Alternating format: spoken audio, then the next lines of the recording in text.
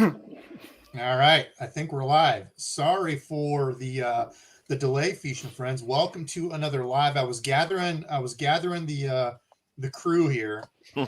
Sorry that we're late. Some people thought we were joining at 8. Some people thought it was 7:30. Randizzle, I don't even know. Did you even know we were going live, or did you just randomly jump on the StreamYard range? Yeah, I just keep the link and I just Yeah, join every once in a Just while just to see what's going on. randomly jump in. I knew it was 7:15, but my work truck only goes so fast. I was a Yeah, little late. Jim was actually the only one. Jim was early. You see the Like we're gonna let the and I pulled we're in gonna the let driveway at 7:10. we're gonna let the cat out the bag. His old lady, bless her heart, got the stream up and ready. By the time I got in, it was already done. Actually, believe it or not, she's not home. My youngest son, Michael, he was 11. He's the one that got it ready. He's smarter than you on that. That's Yeah, right. he I is. tried adding Bluetooth earphones to my computer and couldn't get it to work. So Yeah, if you Anyway. figure that out, let me know. yeah, I don't know how to do it. Anyway, what's happening, Fish and friends? Thank you all for joining. I see the numbers going up. It looks like we got people commenting. I think we're live. So happy holidays. I don't know if I'll get to do one. Let me see. Let me bring up my calendar. Is that next? Oh, Saturday is Christmas. Crap. Should we do a surprise Christmas live? I don't know. Probably not. We'll see. But where are we at? I don't even know. Stuff has just kind of been a crazy deal in real life land. I didn't have anything ready for giveaways. Jim's like, are you giving anything away? Somebody was asking me earlier about the mock smash reel, the orange red reel. It looks kind of orange here. I grabbed it. It was in my reel box. I'm giving it away. To heck with it. It's one I've used. The Cool. lose sticker already fell off of it. If you like it, great. If you don't enter the giveaway. That's what I'm giving away. I don't have anything else ready. I am highly unprepared as far as giveaways. Now, I do see people joining the membership. That was something that Hellabass actually kicked me in the strawberries and told me that I had to get that going.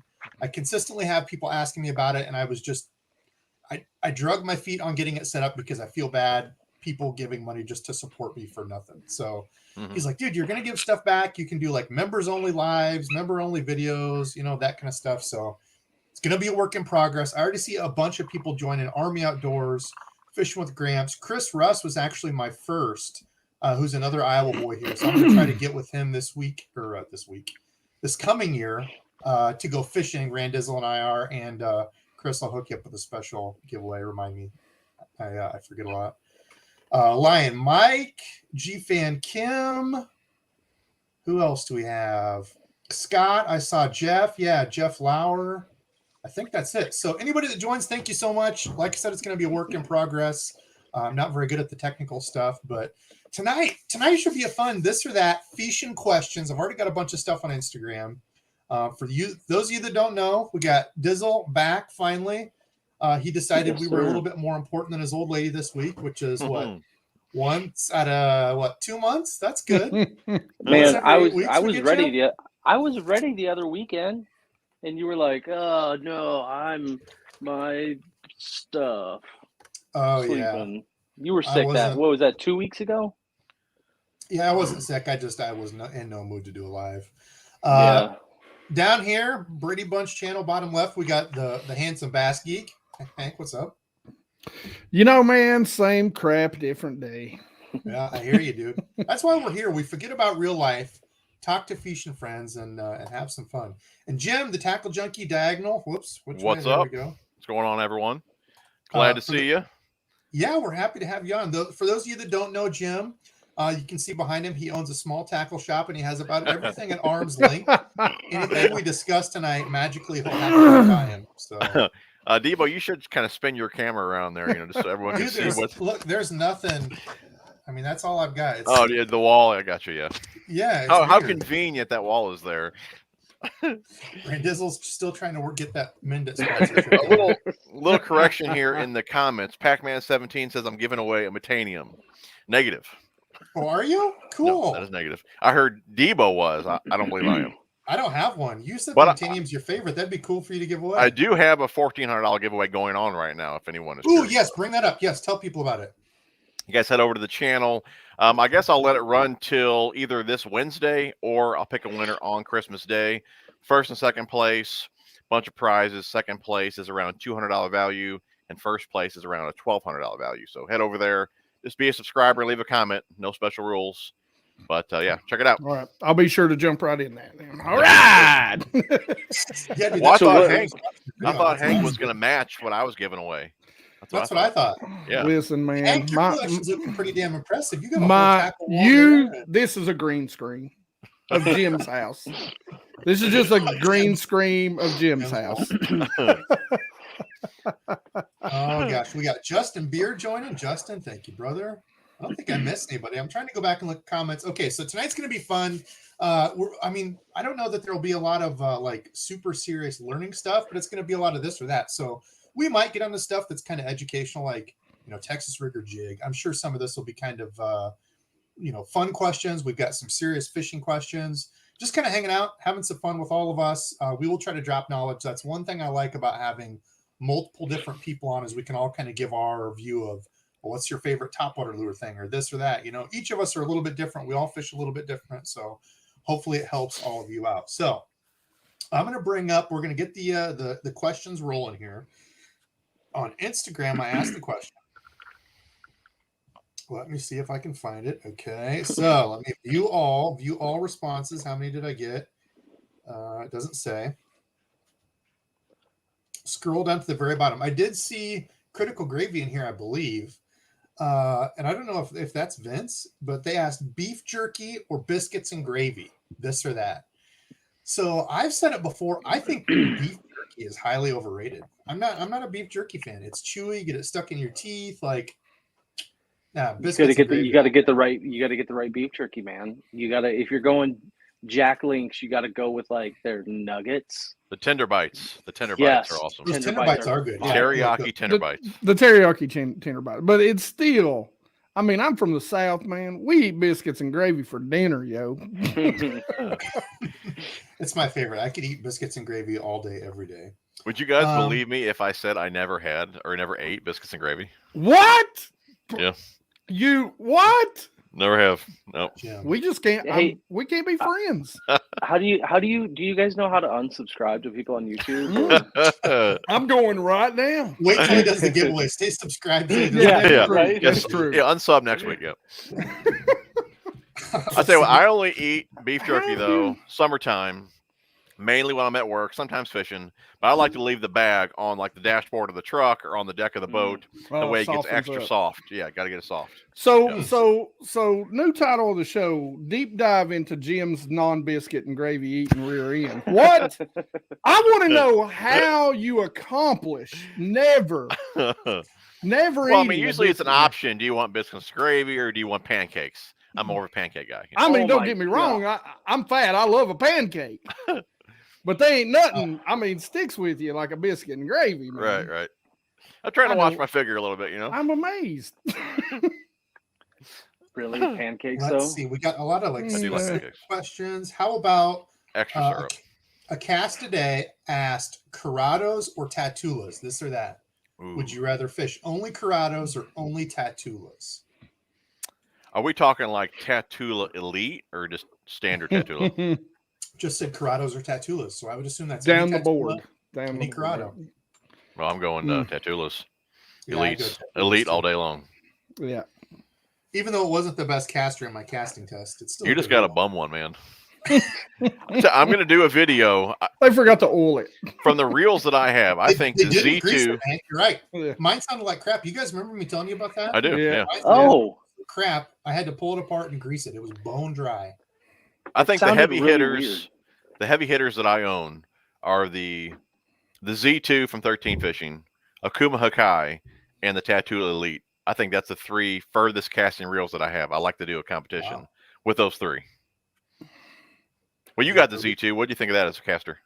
I like it. It was hard to get dialed in. I don't know what they did different, but I think you said that in your review. Whatever they did, I had to have the brakes turned up more than I normally would, usually about halfway. But I had to have it, I think, on 5 out of 6. Yeah, I thought Gene had left a comment on one of my reviews saying that they did something with the brake pads, whether they're just different and they're slicker, where you have to have more brakes on compared to the old ones. Oh, okay. Yeah, that seems counterproductive a little bit. I don't remember who I seen, but I seen somebody talking about that actually as you use it more, I guess it breaks in a little better and that you can cut the brakes down a little more. So Gotcha. Once I got it dialed in, though, no issues. Super light reel. It's really quiet too. That Z2 is real quiet. Must be because of the I like it. What is it? Bushings in it. I forget what they call them. There's 0 or whatever, but let's see. Any good questions in here? And feel free. This is kind of a free for all tonight. If you guys see any good questions, this or that's in the comments, feel free to grab them, call them out. Just a real quick question as you guys are going or looking or scrolling or whatever. Back to the beef jerky question, just because I am a connoisseur of beef jerky. If beef jerky, beef sticks, the pucks, are they all in the same category? No, I love beef sticks. That's a good question. Yeah. Beef sticks are softer too. Yeah. I'll go to the gun show just to go in there because there's a guy that's always there and he's got beef sticks. And it's like you get a pack of beef sticks for I'll say $5, but that was a couple of years ago last time I was there. You know, there's everything going on. I haven't been to a gun show recently, but their beef sticks were amazing. And he had like alligator, buffalo. Yeah, that's a different. Okay. Yeah, I love beef sticks. Yeah, I'll take beef sticks over beef jerky any day. Not a question. So we got almost 200 people in here. For everybody just join in, make sure you go check out Jim's channel. He's got the killer giveaway. Almost $1,400. $1,400, yeah. Goodness. Go check out his. Mine's pretty puny compared to that. I was scrambling just to get the live going.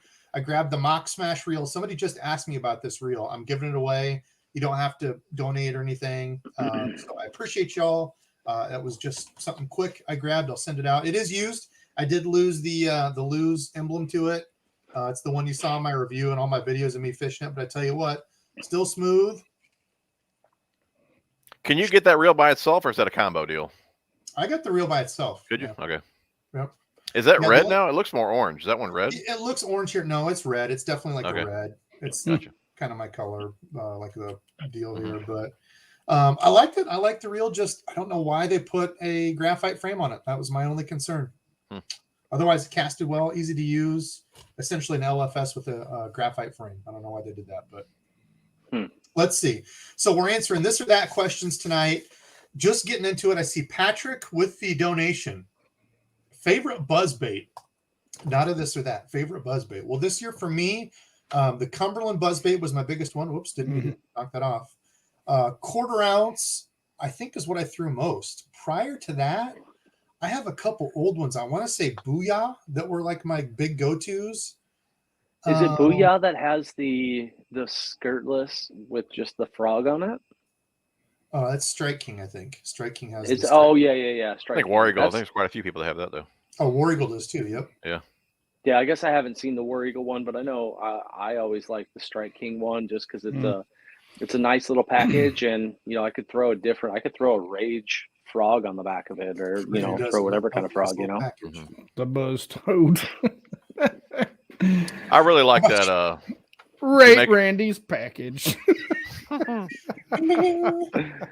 like the Jamaica boa. That was a good one. I've tried that. I haven't got to use that one. The Jacob Wheeler, the accent was a good one. Yeah. Picasso Rusty Squeaker. Those are probably my 3 favorite from this year.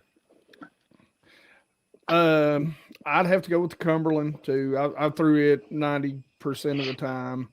But man, I've found a buzzbait, and it was you can actually hear it in the Clark's Hill video that I did. I went down to South Carolina last month, and it has got a bead on it, and so it clacks. And I'm not a big clacker, but it's got some sort of like a bead. I don't even know what it's made of, but it keeps the blade turning, so it's not hitting the head, and it doesn't have as much resistance. But because that bead turns, and man, it is a different sound. And I just bought a bunch of them. They're called Brazilos or something like that. My buddy kept calling them Bizarros. They're like Bizarros. I'm like, no, I can't. I was looking them up. I was like, dude, I can't find these. Just so happens it's like they're from Arizona. It's like a Brozlo or something. Brozlo. I don't know. Tell you what, I was fishing. I can't think of what buzzbait it was, but there was right above the bend. There was a bead right above the blade, probably what you're talking about. And I was fishing a lake to where there was a lot of I don't know what you'd call it. There's a lot of not really moss, but it was like real fine, super fine grass. Hairy moss, like hairy. Yeah, and that stuff will get clogged all in that bead, and it was a bear picking all that out. So if you're around anything like that bead on the top actually is a bad idea. Well, now this bead is actually on the bottom, and on the the bottom hits it. Yeah, gotcha. That's okay, what the one I'm talking about was on top, and man, it was a pain in the butt. And then what else I like about it is it comes out, and the actual bait comes out and drops down, so the bait sits lower in the water. Gotcha. Cool. So the one thing I kind of wondered is, like, do you guys go when you throw in a buzzbait? Are you going just like the basic buzzbait with the one buzz chatter, whatever you want to call it, thing? Or are you going with like a double blade, or are you going with like the blade that's got the littler blade inside of it, or are you going with like the super crazy stuff? For me, I throw small buzz baits because I fish clear water mostly. So most of the time I'm not even big on a clacker, but when I heard that one buzz bait, I was like, what in the world? I've never heard anything like it. So maybe there's a few chances here and there on some dirtier lakes. I'd throw it, but that's most of the time, I'm the same as you, Hank. Nothing or a clacker if it's kind of dirty or a little bit more wind. Yeah, but mainly finesse. I got this one here. It's from Picasso, and I cannot think of the name of it. To be honest, it's only an 1/8 ounce head, but even with a heavy power rod, you can launch this thing. And I really can't think of a situation where I grab this one over another one. But man, it's a killer little buzzbait. I can't think of the name of it, but it's real subtle. These blades are not that big. It's real subtle, but like I said, for an 1/8 ounce, dude, you can cast it. I used to have a river to sea just like that, but instead of the buzzbait blades, it had mini whopper floppers. I found a river to sea. It was the river to sea. Yeah. There it is. Yeah. Oh, Jim happens to have one. Go figure. All right, I'm done. I do it again. I found I found a tiny, compact 1/8 ounce 3-blade by Strike King. I mean, it is tiny, man. Wow. And I'm like, okay, I'm going to check this out. I bought me a couple of them. They're in a box back here somewhere. Oh, Cast Today says it's called the Buzzsaw. This could be the junior. Oh, okay, there you go. I think they have the Buzzsaw. This could be the junior, yeah. A Cast Today, good follower of mine. We chat back and forth on Instagram. He's a good cat. Another good cat, Army Outdoors with the $5 bomb. Yes, sir. What's going on, Ralph? Chatterbait or jig? Gosh, that's so hard. Chatterbait for me. I love reaction baits. We already know Randy's answer. Because you're gonna do it like that, Debo. I mean, come on. Maybe I started to jig chatterbaits. You don't know me. You can. I would say chatterbait normally for me. I would rather power fish a search bait than. Yeah, I love covering water. Yeah. I'm a jig guy. Yep. Me and Randy are eye to eye on this. Dude, if we ever get together, it's going to be me and Jim in a boat, Hank and Randy in a boat, and then one of us is either going to destroy the other. Hank, really, Randy, in the depth Randy, of water, just know I've got better electronics and faster boats, so don't worry. And we got to keep an eye out because Debo, I know for sure, he is going to do everything he can to get one little leg up. He's like, oh, hey, we're going to go over here to this spot, and he's like burning out, getting over there to the parking spot first. Right. Yeah, we don't need a fast boat. Down the hill. And they're gonna cheat. Just saying. Hank, in that clear water, do you even fish buzzbaits? Chatterbaits? During the spring, like when the water's raising, and they're and maybe when they're starting to move back and. They'll about hit anything. And then most of the time I'm just reaching for an A-rig at that point anyway. Gotcha. During the summer, Picasso, I love their big Magnum 2-ouncer. Yeah. I mean, that is such an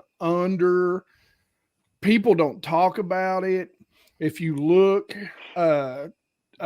Z-Man is putting out big ones now, and guys that are ledge fishing do not talk about it. But they are still selling them, and they are constantly sold out. And that's how they're working. They're working for those guys that really fish those ledges. Did you say that was a 2-ounce A-rig? No, chatterbait. Or well, theirs is a shock blade. Shock blade, yeah. Jesus. Yeah. Here, hold on. Uh-oh. Well, it's kind of funny. He's got it right there. Pulling a Jim. Yeah, he's pulling a Jim. Debo, while he's looking for that, check out the Sabile See, that'll tell you. propeller buzzbait into floating gold.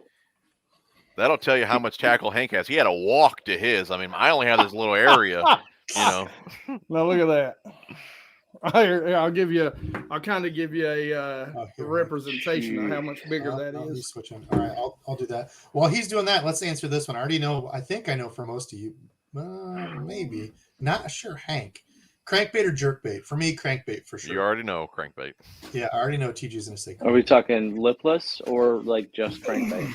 I put lipless crankbait because it's a lipless crankbait, not a lipless jerkbait. So I'm saying I can fish square bill, I can fish lipless. Yep. Jerkbait Crankbait. spring and fall is crazy good, but Mm-hmm. I'm going. That is your normal. Damn. Yeah, it's a monster. That not as big as the blade chatterbait. Yeah, now they make a big blade Mhm. too, but of course, if I'm fishing deeper, I want that smaller blade on there. And I tell you what, I love their design. It fires up, and I'm actually going to do a video on this. You know, the whole deal on a chatterbait and what makes the Z-Man brand so good is that they patented you can't connect directly to the head, but Picasso has actually come out. I don't know if you can see it, but they've come out with a killer little design. And it starts up fast, right? Almost like a Yes, clever and it starts up they have fast. on it. And that's where the people Yeah. that want to argue with me about the jackhammer and It's- the shock blades, I'm telling you, I think they haven't used the shock blades because they start up super fast. They do, man. It's just that little weird, I don't know, clever. And even the pro's much tighter to me. It kind of Yeah. resembles more of a jackhammer. But Hank, jerkbait or crankbait? oh, You were the Man. one I didn't Hank know. likes to jerk it. He likes to jerk it. I Oh Lord. don't jerk We're it as gonna get- much now we're gonna get now, the girth. you know, that I'm married, you know, Ghost. but every once in a while. You know, man, gosh, dude, I'll have to lean toward the jerk bait. You know, I actually That's had a a tough one. video demonetized for the word jerk bait because they thought it was something totally different. Seriously. I had to I started to say appeal it, but I had to appeal it. All right, let's keep going here. Jig trailers, beaver. Oh, maybe we shouldn't go there either. Beaver tail or craw. For Me, trailer? Yeah, For a jig trailer, yeah. Me, most of the time, I'm going with a craw type, which I'm assuming they mean something with like, I'm going to say like a Strike King Rage craw that has like kicky feet versus a beaver trailer that's just got the straight beaver, like there's really no action to it. Most of the time, I'm going to use a craw with a little bit of action or more action. Beavers do good in cold water, but for the most part, I'm using a craw. I'm with you. That way, when you hit the high percentage spot, then you can swim it back to you, cover some of water with the swimming craws. Yep, same craw. I mean, it just makes it more overall better. You can just do so much more with it. Like you just said, you can swim it, you can jig it, you can boil it, you can butter it. You can really slow down your fall with it too, though. If you need a little bit heavier head, or you want a slower fall, just put on bigger flappers. See, so I'm the odd man out because I'm going with a beaver style. Even you got to get it down there 60 feet. You know. Well, not only that, but it's clear for like 30 of those feet. So I don't want a whole lot of. Hey, look at me! Bro, what's that? Daniel Chops Tucker, thank you, brother, for the membership join. Appreciate you, friend. This is that Fish in the Southeast, another good supporter. Rattle traps or super spot? Man, that is so hard. I cut my teeth on the Bill Lewis traps, but for money and for bank fishing, I'm gonna have to go with the super spot. You can churn them and burn them. I don't know how many of those. I think I'm finally running out, but Walmart had them in like the $1.50 bin, and I bought so many gold, red, and silver. I don't know. I probably had like 50. There was a day Rand Dizzle and I were throwing them and losing them in brush and stuff, but we had to get right by the brush to get them, Yeah. And you just, at $2 a pop or whatever. But I don't know. What you guys? What thoughts?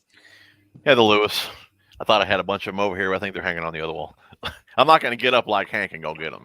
Hey, my Honest- I'm not Go ahead, Hank. I'm a trap guy. I honestly, with the 99% of the lures that I'm gonna throw, I am not specific to a brand or a specific type, body type, anything like that. Somebody just wrote on their Whopper Plopper or Chapo. I'm like, yeah, I'll do both. But for me, it doesn't necessarily matter. It's just more of that. I'm more of like a feel type of person when I go fishing. It's like, gotta get out there Very and feel it hands-on. and see what's gonna work. It's weird fishing with you since you're so hands-on. Debo, you were saying, I think, in your last unboxing video, you said that Chapo, it's got a different sound to it. It does. It does have a deeper, bassier kind of. yeah, so it's got a hard plastic tail. I've actually, one of my first review, but I didn't even touch them. People were giving me crap. They're like, "Oh, how can you talk about how this is going to be?" I've actually cracked one, like the body of it, and cracked and ended up breaking a tail on a second one. And I said when I first reviewed them, that was my only concern, was with the tail sticking out, like the ploppy part that spins. It's hard plastic. And I've broke one and cracked another one. On the Chapos? On the Chapos, Chapos. But it definitely does. I've never had any issues. Do you feel you catch more fish on those than the standard ploppers? The Whopper Plopper? I've caught a bigger fish on the Chapo. I like the 130 size of the Chapo. Mm-hmm. I feel like the Chapo puts off it. Not only is it like a deeper, bassier kind of flop, flop, flop, flop. It's like a 2-stroke versus a 4-stroke kind of motor. The Chapo being the 4-stroke, and it's throwing off. There's so much more water, and there's so much more like bubbles and agitation behind it as you're throwing it. So it's just a totally different type of feel altogether with it. But yeah, that's one I never picked up. I always just threw the Whopper Ploppers. I may have to grab some of those. Yeah. Desert Fisherman. This is going to be for you guys because you guys probably have fished them. I have not. Clear Lake or Lake Fork. Lake Fork has always been somewhere I've wanted to go. Just anywhere in Texas, like known for big bass. I don't know either of them. I've never fished either, so I'd rather go to Fork. Yeah, I'm with you. I'm okay with just hitting up a regular little pond on the side of the road in Texas. Okay, I'm continuing to roll through. I am so far behind on comments. I'm at 740, so I'm only about. I'm going to take Clear Lake, by the way. Okay. Justin, a member. This or that, glide bait or drop shot? That's like two different, totally like, Yeah. Two things that I don't love. Right. I love a glide bait, so I'm going to go that way first. Okay. And then if the bite stinks, I might pick up a drop shot. Or just go home, drink beer, and eat wings. Get some beef jerky for the drive home. Yeah. I'm going glide bait. I'm not much of a finesse guy with muddier water. But that being said, I've only caught like 2 or 3 fish on a glide bait, and the glide bait was bigger than the fish. So, dang. I've only caught one. Yeah, I finally caught my first glide bait fish this year on a DEBO custom, which made it amazing, but I don't know. I've caught fish on drop shot, but I don't necessarily know as if I've ever really put in any type of consistent time with a glide bait. Hey, have you tried, since you like the little finesse jig so much, have you tried using one of those as a weight? And then having a worm up No. Huh. No. You gotta try that. I think my brain is broken right now just thinking of that. Well, you got your jig on the bottom, and then you can still have a worm up top. Yeah. Oh yeah. Double shot, the drop dead. Dead I've shot. seen guys do Ned rigs and tubes that way too. I've seen Burley do that with the Ned rig. And look at Dizzle. He's thinking about this now. He's like, wait a second. Yeah. I really am. What if I did 2 jigs? You've got him in pondering mode. What if I could just do it's like a rig, but it's just a whole line, train like of jigs. 15 feet of jigs. You could. I don't know how to tie that. Hooks though. Only 2 with hooks. Bassin with passion. Zara spook or whopper plopper. I would rather throw a plopper and get those kind of blow-ups. However, I think the spook produces more in certain situations, but I would say plopper. Casting and covering water, plopper. Yeah, bite. anytime I can wind faster, give me a plopper. Mm-hmm. I'm a spook all the way. One knocker, pearl melon, 30 foot of water, give me a whole group of fish out there deep and just walk it real slow and just watch them big ones come up and go. Oh, yeah. I don't have to guess where they are by going down the bank. I didn't know. There you go. Let's see. I got a donation coming in. Let's get to that. I'm having to skip ahead of so many good questions. Oh man. Eliza, say my name. Do it. Eliza, I just said your name. Thank you. Thank Eliza. You.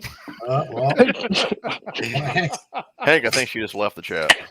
yeah, and she reported us. Thank you, Hank. Kid Star, becoming a member. And we're No demonetized. strikes, just a ban.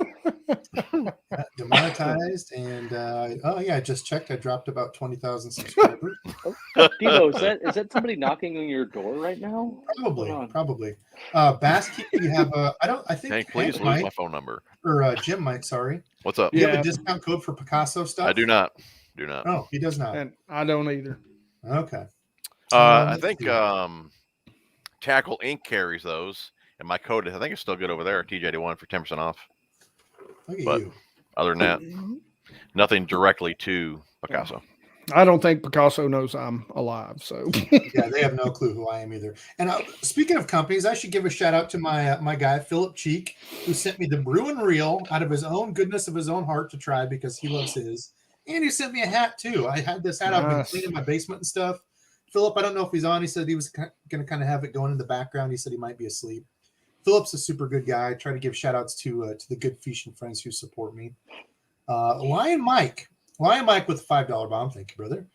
Glad to be a member of this great channel. Debo, question: what is the perk difference between Dink Squad and Debo OGs?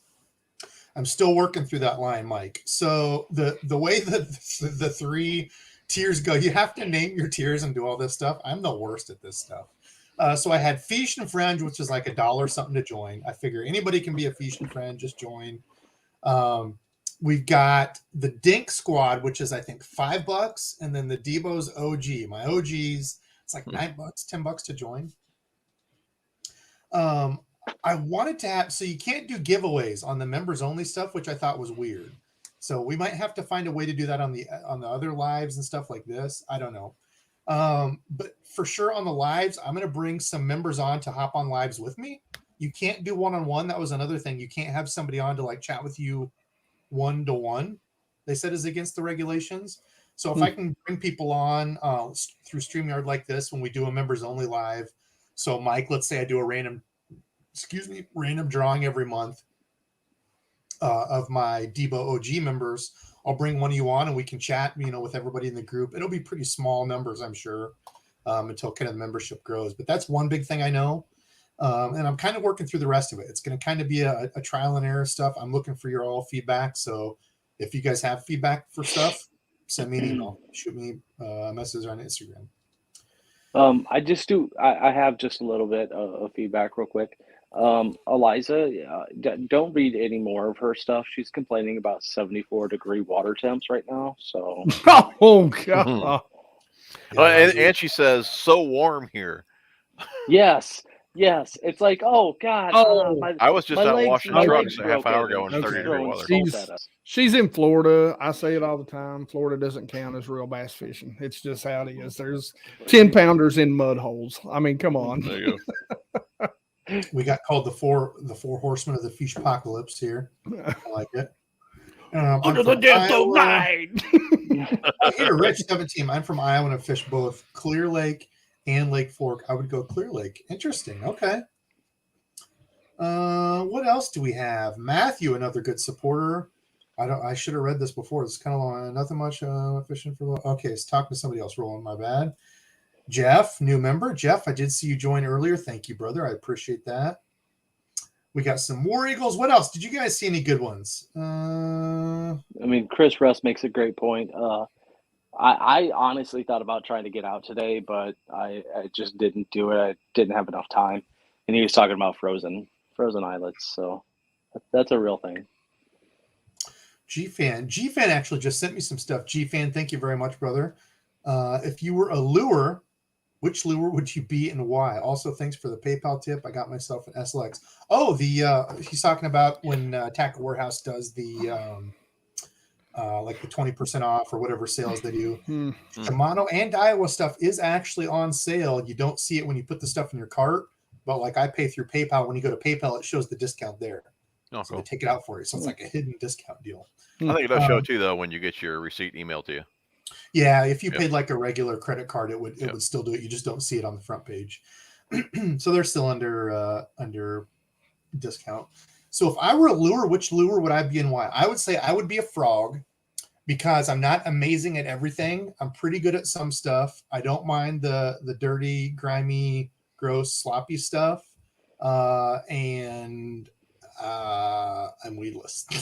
I don't know. It's almost like a riddle. Was it like a riddle? We're supposed to like maybe.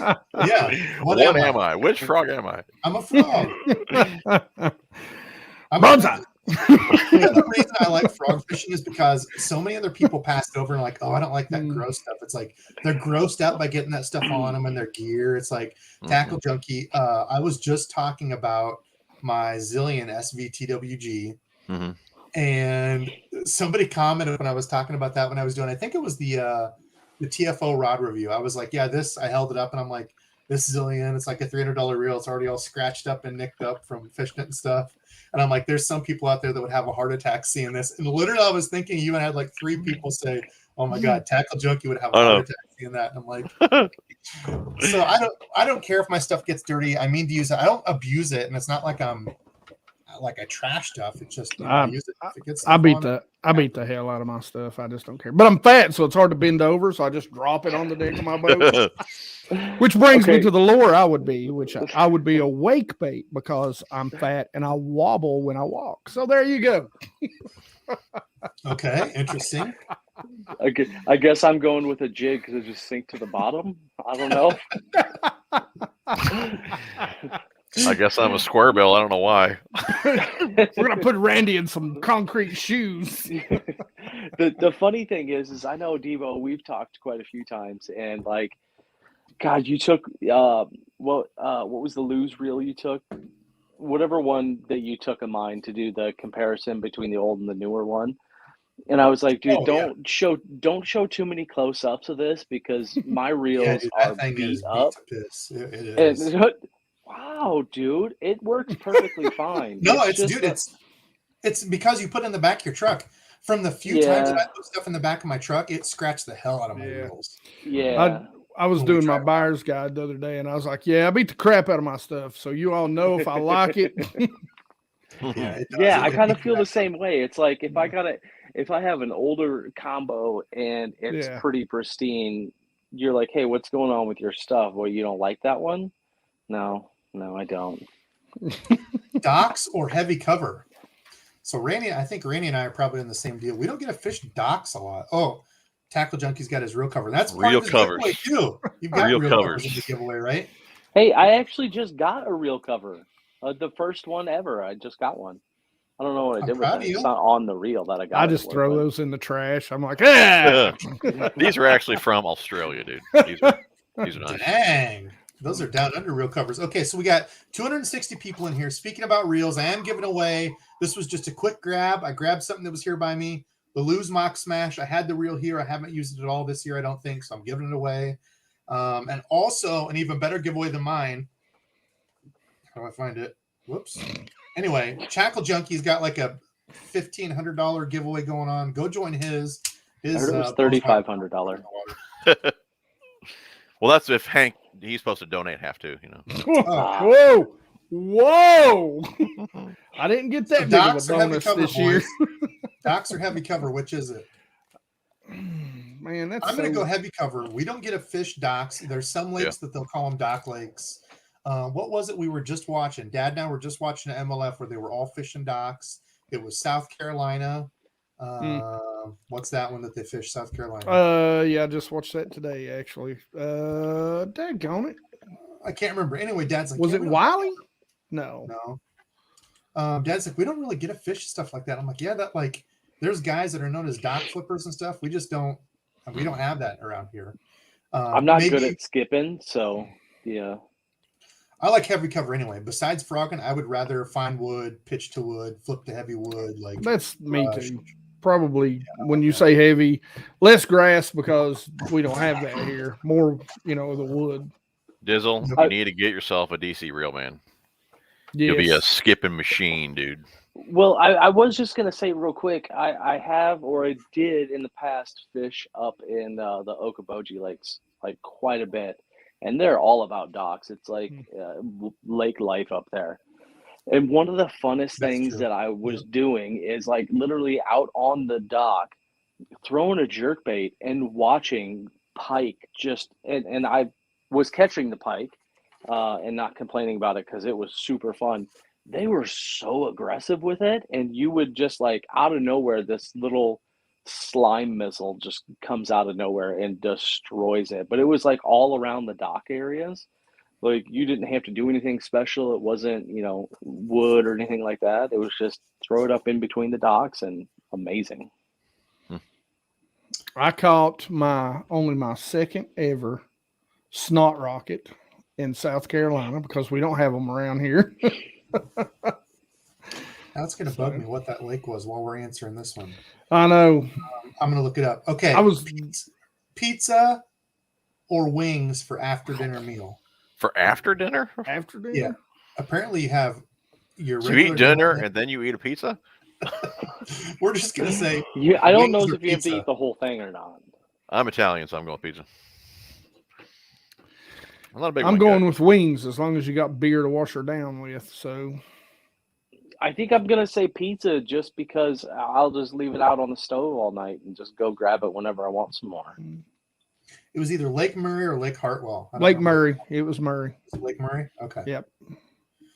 Okay, so we solved that. Now I feel like a detective. I'll eat either. I don't even know how to pick. So when it comes, Dad and I were actually just talking about this. Dad and I love wings. And I'm like, Dad, which are you? The drumsticks or the flats? He's like, I don't care. I'm like, I don't care. I usually don't either. But then we got talking about it, and I said, actually, I usually go drums because they're easier to eat. You just grab it, you get more of the good white meat. And he's like, see, I disagree. I like the flats because they're usually more tender meat. You break it apart and just pull it off. I'm like, so see, That's true. We just went through all this, and we actually do care. So I'm a stick guy. He's a flats guy. I'm a drummy, but I don't know how people do it, but they have some kind of special talent where they just like slam it on the flat on the table somehow. The flats, you just take it and push it down. They house the whole thing. Meat off. Yep. I don't normally do it that way. I just normally tear them in half. And yeah. We got Fat Boy fishing in the house. Nick, you're Fat Boy. Change your name. He's been on a workout plan, dropped like 40 some pounds. I've seen that. That's awesome. Good. Bro. I found it. If he wants it back, I'll give it to him anytime. That's what I said. I said I put on like 30 some pounds. That cookie place though, you ruined me because now I'm gonna want to order from there. He kept sharing this like cookie place up by him in Wisconsin. I ordered from him, had them shipped here. We just got them. My old lady and I have just split some. Oh my gosh, they are damn good, Nick. Thank you for putting me on. Speaking of Wisconsin, have you ever had the cheese from Wisconsin? Oh yeah. Yep. Is that like a real question? Like, I feel like that's a stereotype. I'm saying like this company that I work with, every Christmas they send out a block of cheese to all their guys, and I look forward to that every year. Some cheese, deer sausage, crackers, man, it's so good. Yeah, I know what you're saying because a lot of people have never had like actual farm, like small, what would I say, like small scale cheese places. Just call it squeaky cheese. Well, yeah, you got cheese. Artisan cheese. It's not even artisan. Like to me, artisan cheese is like charcuterie. The special stuff. But yeah, if you go to like, I don't know how to explain it. I do know what you're saying, Jim. I'll stick up for you on that one because it's like, I can't explain it. Once you take a bite of it, just like crumbles in your mouth. It's so like tender. And awesome. Like, and honestly, you cross the border into Wisconsin, and every single gas station you stop at has they it. Do. So you're completely right. They completely do. Mr. Randy William Sully, this or that, nitro boat or Kukan tackle? Oh man, we had to get our Google question. Might as well be you, brother. So it's the running joke. Every live we have to have a Googan question. None of us have anything against the Googans. It's just funny that It always comes up. Nitro boat or Guggen tackle? I would for sure take a nitro boat. Yeah. And I would just turn into a nitro snob and make fun of everybody else in their pathetic boats. Yeah. No brainer. Give me the nitro. Until the hole cracked and the fenders fell off. I'm gonna be out there on the lake with my nitro floating a crawler and a bobber. Just because I don't have any more money for anything else. So I got this nitro boat, but I'm pitching and flipping my minnow. You're going to be on your nitro boat trolling like a 75 jig rig with like 75 jigs just trolling, dragging behind you. Let's see. What else do we have? Medium heavy or medium fast for lipless crankbaits? Man, this is a specific question. Medium heavy, moderate. Bait and the rod. So there's some rods. I actually have one of the new Silver Lose signature series that's a medium heavy, and I really like it for like heavier half ounce. However, I've got the Okuma Guide Select that is that one a medium or a medium heavy? I think that's a medium, and I think like it's an amazing do it all, a little bit stiffer crankbait rod. Like if you're trying to rip stuff. So it kind of depends. Usually I go with like and he said medium heavy, moderate, or medium fast. I didn't even notice that. Depends, I guess. That's too damn specific. Yeah, I like a bit more backbone. I like medium heavy, moderate. I'm too busy laughing at all these comments going on right now. I'm actually a medium heavy fast if I'm around grass or stuff that I've got to rip it through, and then a medium fast if I'm just open water, which 90% of the time is what I'm doing. So, believe it or not, you guys know I got about 100 rods behind me here in the camera, and I bet not even like 3 of those are. I bet I don't even have like 3 medium rods. Almost all of those are medium, heavy, or heavies. I just don't use medium. A good medium though. Certain weights, yeah. Okay, well, there's a lot of medium heavies though that still will throw an 1/8 ounce. That's true, yeah, and everyone's not the same. That's the tough part. Gramps, can you let him know what your code is for American Legacy? I think he put it out there a bit ago. Did he? Okay. A bit ago? Sure. Gramps is another good supporter. I did see it earlier. I haven't seen you in a minute. Yeah, what's up, Gramps? Let's see. What other good questions do we got? I am so far behind. I'm at 7:59. So I'm about 10 minutes behind still. Spinnerbaits or chatterbaits? Ooh, here's a good one. Spinnerbait. Douglas, my number 2 confidence lure spinnerbait. I'm rolling with Jim on this one. I seriously feel like if we ever fish together, it's going to be like Jim and Debo versus the other guys. Can we make that happen somehow? I'm spinnerbaits all the way. Listen, I'm traveling all year. I'm traveling all year. So I'm just waiting on you all to give me dates because I'm coming to Jim's house because his house is on the way to DEBO'S house. So, you know. I just looked through my planner. Wait, here. Let me check out my. Yep, that's empty. I'm ready. God, what did somebody? Who was it? The question was Quad Mux. He up in Canada. The question is ice fishing or watch pro fishing? Watch pro fishing. Yeah. You ever been ice fishing? The only way I would ice fish is if I was in a hut with a heater and a lot of alcohol. What if it was like, I don't know, just call it 7 to 11 inches of ice, warm enough that you don't need a shack and plenty of alcohol, and you're just catching fish? Well, let me ask you, what is warm enough to you? Well, that's a great question. Because like if I'm looking outside and it's like literally mid-30s, unless the sun's out, I ain't going fishing. Oh, geez. I think if I could drill a hole in the ice, but then go away like 40 yards to try to pitch to it, I could ice fish. But I don't know if I can just sit there and dangle. That didn't even click. Yeah, so not all nitro guys are complete jerks. So Rich, 17, not all heroes wear capes. If y'all watch my video where I was fishing the popper, and I don't remember what else we were fishing that day, Randy, but I got my popper hung up. Rich was the hero that went and got the popper, unsnagged it, and brought it back to me. Yeah, Rich. So yeah, not all nitro Yeah. guys are jerks. He almost was broke just his nice. boat for that lure for you. He didn't almost break his boat. Like He said it was, he drove his boat up into like 3.5 inches of water. he said it was a little sketchy getting it. Just send it. So Rich, I'm sorry for the nitro talk. You are a good person.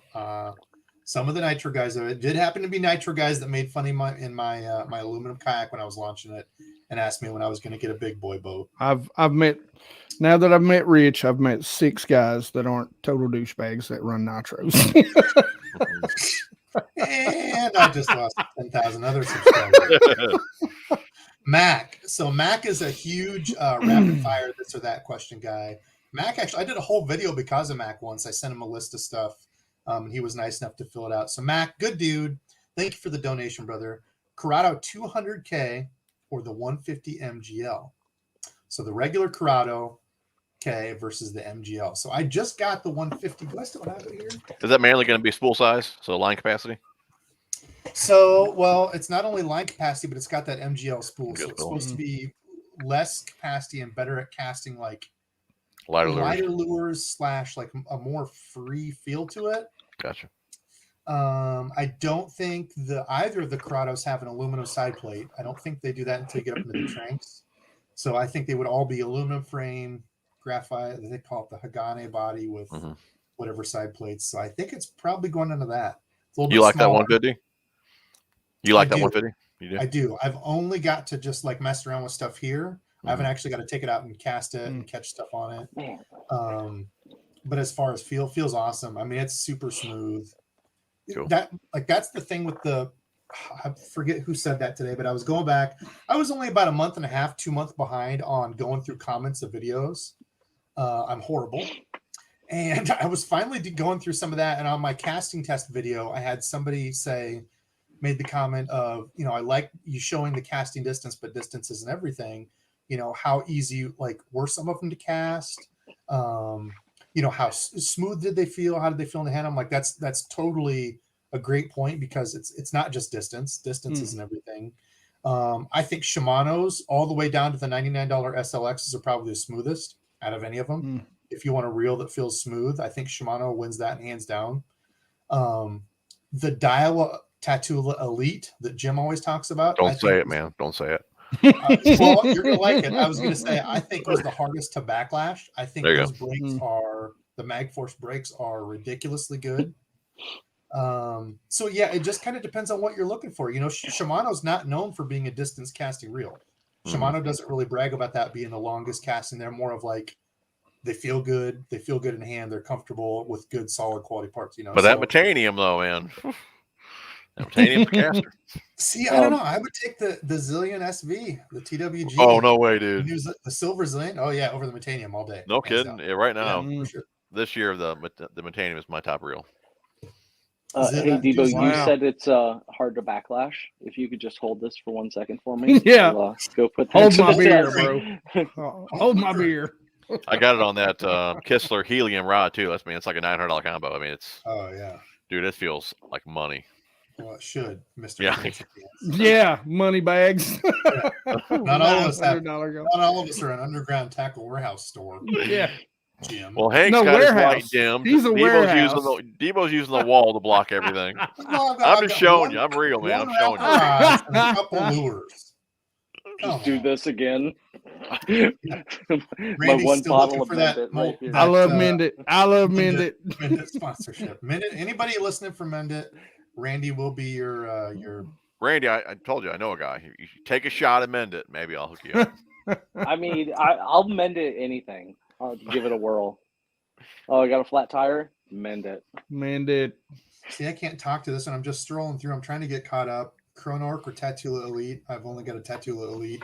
They're nice reels. Cast super easy, like I was saying, hard to backlash. Yeah. I got that Chronarch. Haven't even spooled it up yet, but in hand, oh my god, I'd go with the Elite all day long. It's setting with those other 121 reels that I've not even taken out of the box. Probably like 130, Hank. At least. Oh, hey, just real quick, those the Plano boxes? The what are they called, Jim? The Edge, the yellow ones. Yeah, dude, I'm not even. Did those just fall off or what? What do you mean? Like I've seen them like on super duper clearance, like pretty much Oh, no kidding. The everywhere price? around I here. haven't even They looked. I probably don't got know. new models coming Hmm. out for next year. Oh yeah, a that's good point, Randy. Now's a perfect. They time to have a grab couple new some. models, but those aren't being discontinued. So I don't know why they're so cheap. there was They're what adding to that line, but there's nothing replacing those.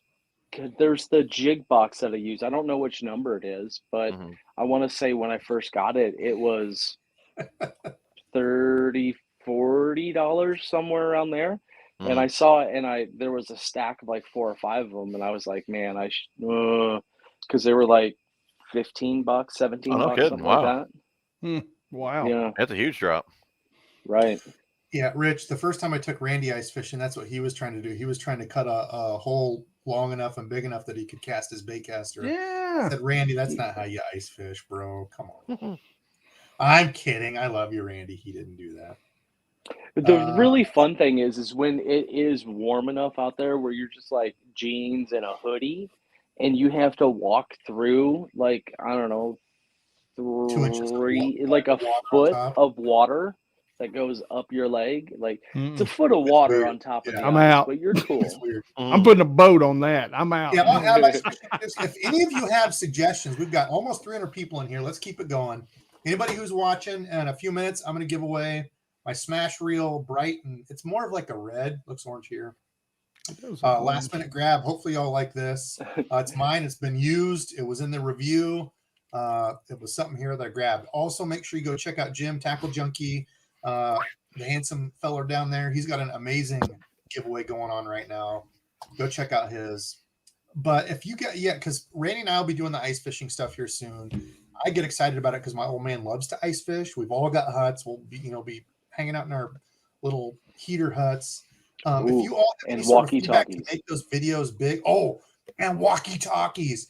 I just spit all over, dude. That's going to be a game changer. The walkie talkies were so much fun this year. Randy, They really were. walkie talkies for us. That's going to be a game changer. God, they were like, I don't even know, like $15 at Walmart. And they're actually pretty, like, we'll use them as we're driving down the road, you know? Yeah, we tested them like all the way on the other end of the lake. Randy was using it. So if you all have any feedback to make my ice fishing videos better, stuff that y'all want to see, let me know. I know there's some, that do amazing ice fishing stuff.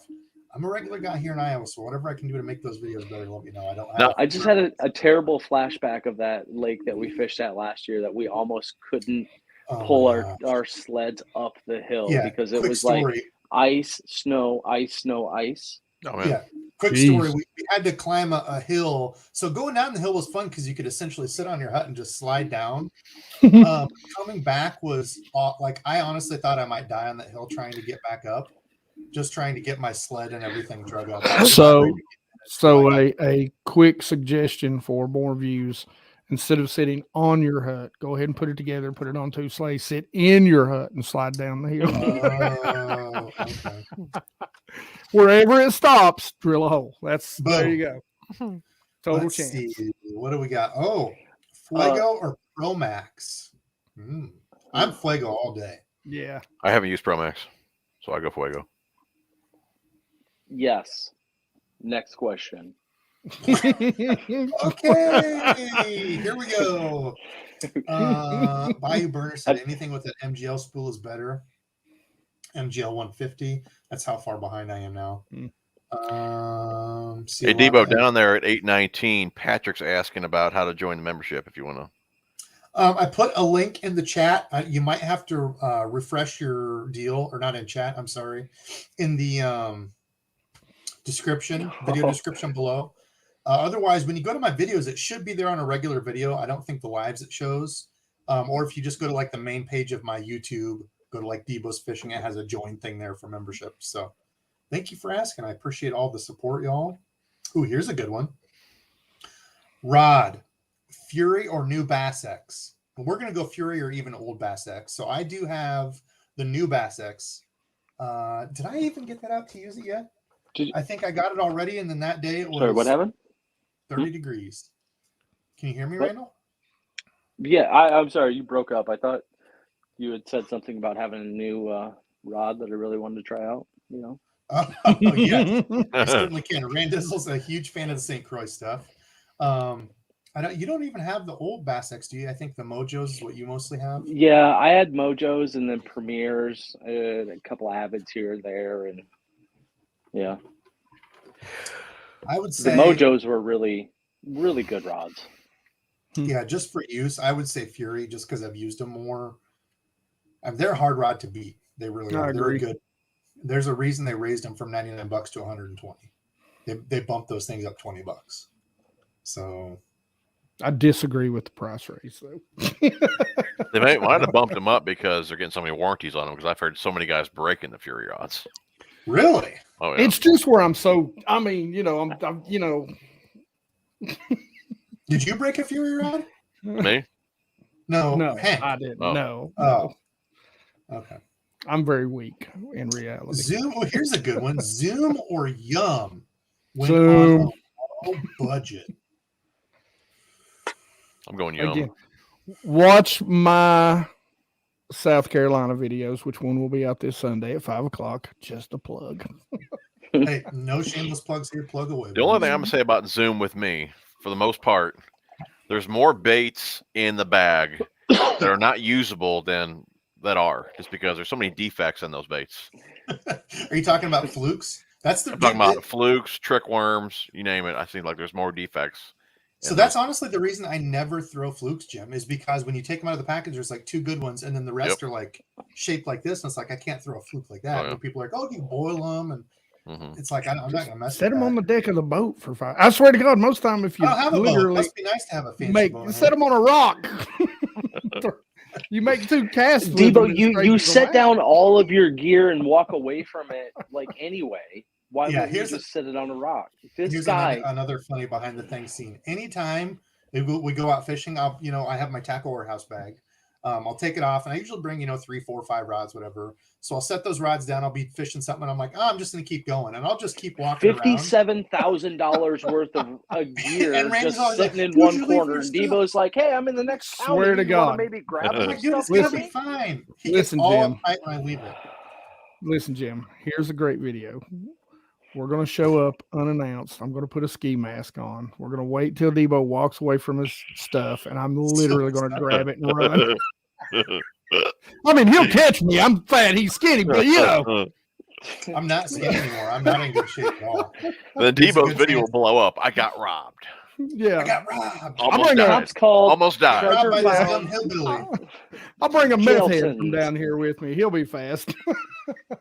Okay, so do we all answer? I would say, yeah. I would honestly say Zoom. I think I use more Zoom stuff than Yum. But yeah, I would say Zoom.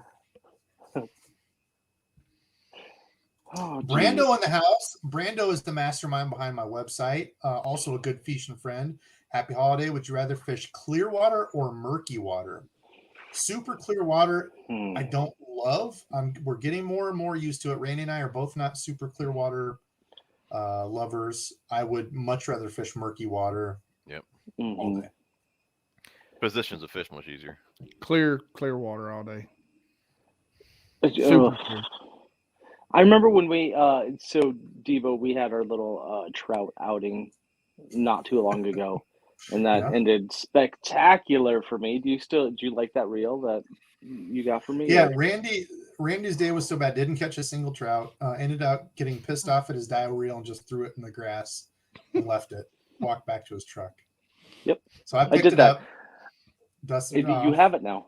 But yeah, no, so that was like when I first started trout fishing. My dad, he was always like, "Hey, if you're going trout fishing, you're going to use a fly line and super clear." And he's always like big on wearing polarized glasses. You got to be able to see the fish, because if the fish can see you, or if you can see the fish, they can see you, and this and that. And I don't like clear water, man.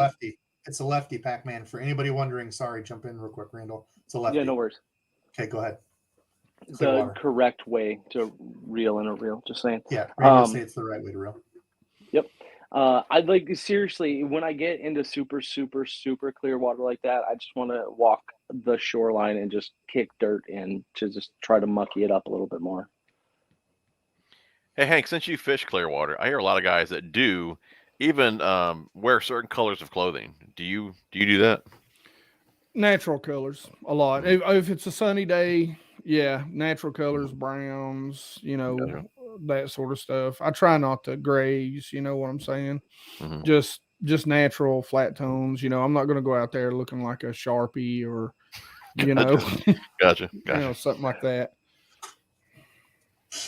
Critical Gravy, question for anyone. Wasn't Plano bought by Pure Fishing and some shops are essentially dropping them? That might be why. Yeah.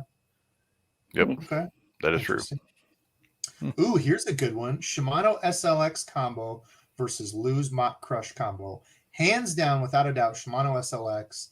The biggest question that I have for Lew's on the Mock Crush, which is actually a really nice reel as far as casting, use, feel. That's the orange one that you have, Randall, on the Colt. I had it for a year. Randall stole it from me. He inherited it. But it's a graphite frame, graphite side plate reel. Why? And that's like $150 reel. Like, there's no excuse that shouldn't be in an aluminum frame. How well will it hold up? I don't know. I've kind of dissed it, but Randy, I mean, I used it for a year. You're still using it. It's still holding up. I mean, I'm still going to go with the Shimano. Yeah, me too. Like, Solid. there's just something about it. The feel of it is, I don't know. I don't want to give a basic analogy of, I'm driving a Porsche versus a Pinto or something like that. That's not the case. It's much, much closer, but there's just that little extra feel in there that is so much more with the Shimano. Pac-Man, thank you for saying that. I want to try to get on more of that. The problem is if you fish too deep with that camera, it'll like go black and white, and then like there's just not enough light for the camera to work underwater. So I can really only use that up until like I forget when it starts to cut off. I'm sure there's lights and stuff you can get to make it better, but I'm not an ice fishing pro. I do want to do that more. I was actually going to reach out to Aquaview. I've had a ton of people ask me about the Aquaview stuff. I've got a Markham that my old lady bought me for, was that Christmas? Bless her heart. She finally got me a camera.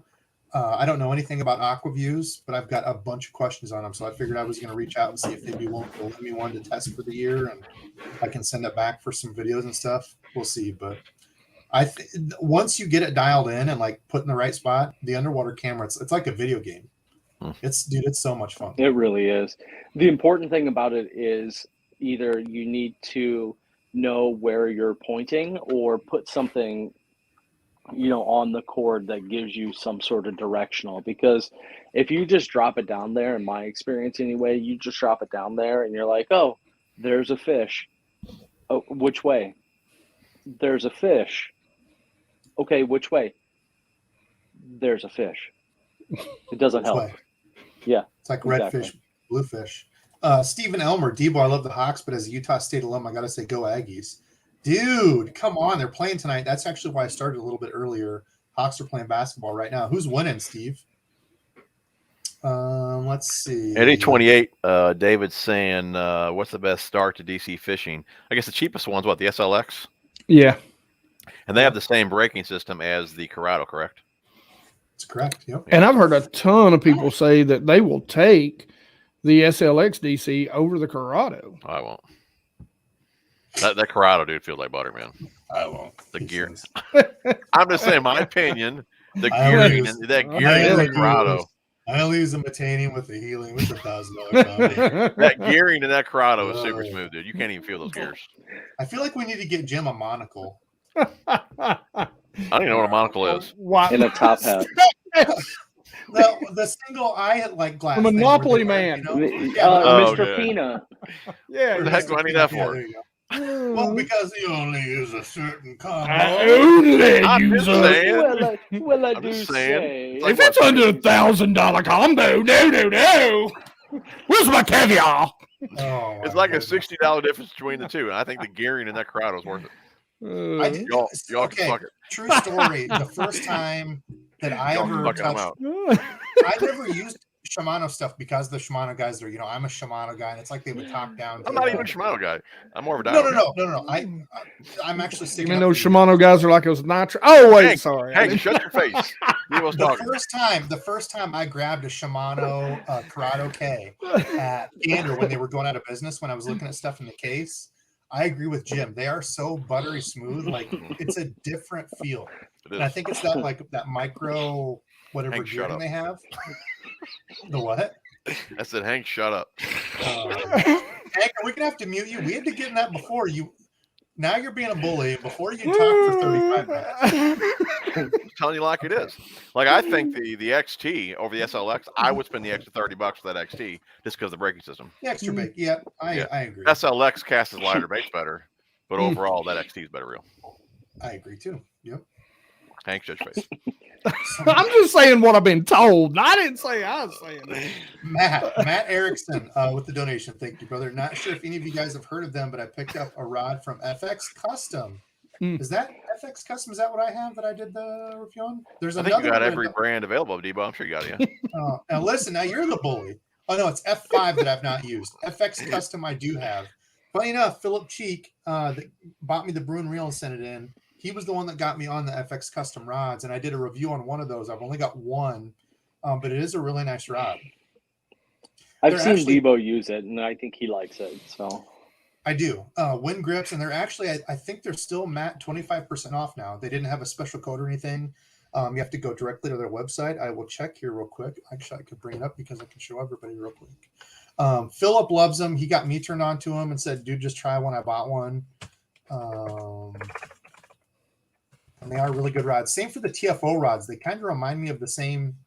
They don't really feel the same, but like they're kind of that black and gray motif, I guess, which I love, like drab, dull colored rods. I don't like carbon fibery looking. Yeah, just like a sleek black. If I could have like an all blacked out combo, like I love that. Just with orange accents. I do like orange. Let's see. So let me share. Every time I share this, it's like the first time I've ever shared a screen. Buy custom rods. Okay, can you all see that? Yes. Okay, so real did quick, Debo say he's buying everybody custom rods? All right. I wish. So the extreme people? angler is what I got. Are they still 20% off? So I think these are a 40-ton blank, if I remember right. Let me check. Yeah, 40-ton blank. That's all the stuff there. I'll let you all read that. We won't go through all the specs, but I think these are still 20% off. I think you have to put it in the cart. I think I have the 7.2 or 3 medium heavy split. I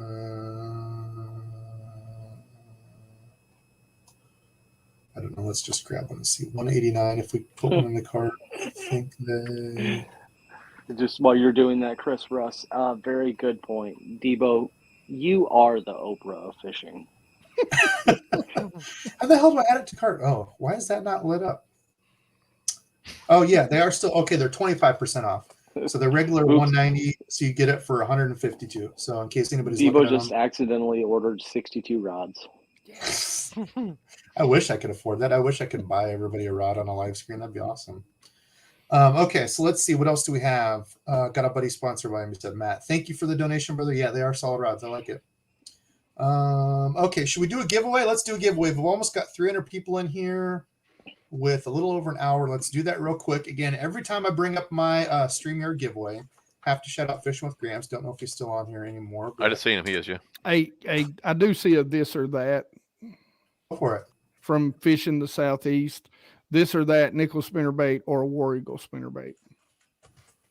War Eagle. I would say I've caught more fish on a War Eagle. Both are really like good. A War Eagle, yeah. I've probably caught a lot more on a War Eagle. I wish the War Eagles had a bit bigger hook on them, but I'm going nickels because if you haven't seen my short, I caught a 30-pound catfish and didn't even bend the wire with it. Dang. Let me share here. Okay, let's get our giveaway started that way. If anybody's just hanging out for the giveaway, we'll do that. And if you got other stuff to do, because, if I didn't tell you before, for the giveaway, you have to be on right now. So I guess if you're not on, you wouldn't know. But you have to be on to do your entry, and then we will do the giveaway now. So everybody should be able to see that. Hashtag Fishin in the comments right now. I'm going to jump over to my Instagram stuff, and we're going to answer some this or that questions while everybody's doing the hashtag Fishin and getting the entries going here. Let's see. So what other questions did I get for this or that on the Instas? Let's see. Okay. John boat or kayak? Poppy Dev. John boat or kayak? Which would y'all choose? Well, this is the reason I don't have a kayak is I've got a John boat. I can bring all my stuff with me. I can put a trolling motor on it. I can essentially do anything that a kayak would. Yeah, I'm John boat. It's so hard for me to justify to get a kayak unless you're doing like tournaments or something. Yeah, I'm with you. Same reason. I love my little John boat.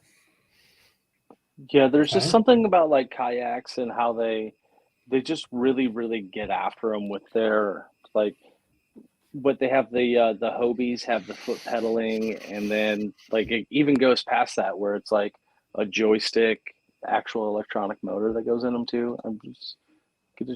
John boats work better. Environmentalist asked, smallmouths or largemouths? Which would you rather Oof. catch forever and keep and fish and fight? I'm going largemouth just because the lakes that I fish don't have smallmouth in them. So I was just gonna say you've never hooked into a smallie then, have you? Well, I have. Only this, but it was in a river. It's about that big. Yeah, but when I say hooked into a smallie, it's like a smallie. You don't mean know? a Debo size smallie. No. You mean like an actual. Yeah. It's a largemouth for me. Yeah, I'm with Jim. Like I'm not as proficient in smallmouth fishing. I know they fight harder.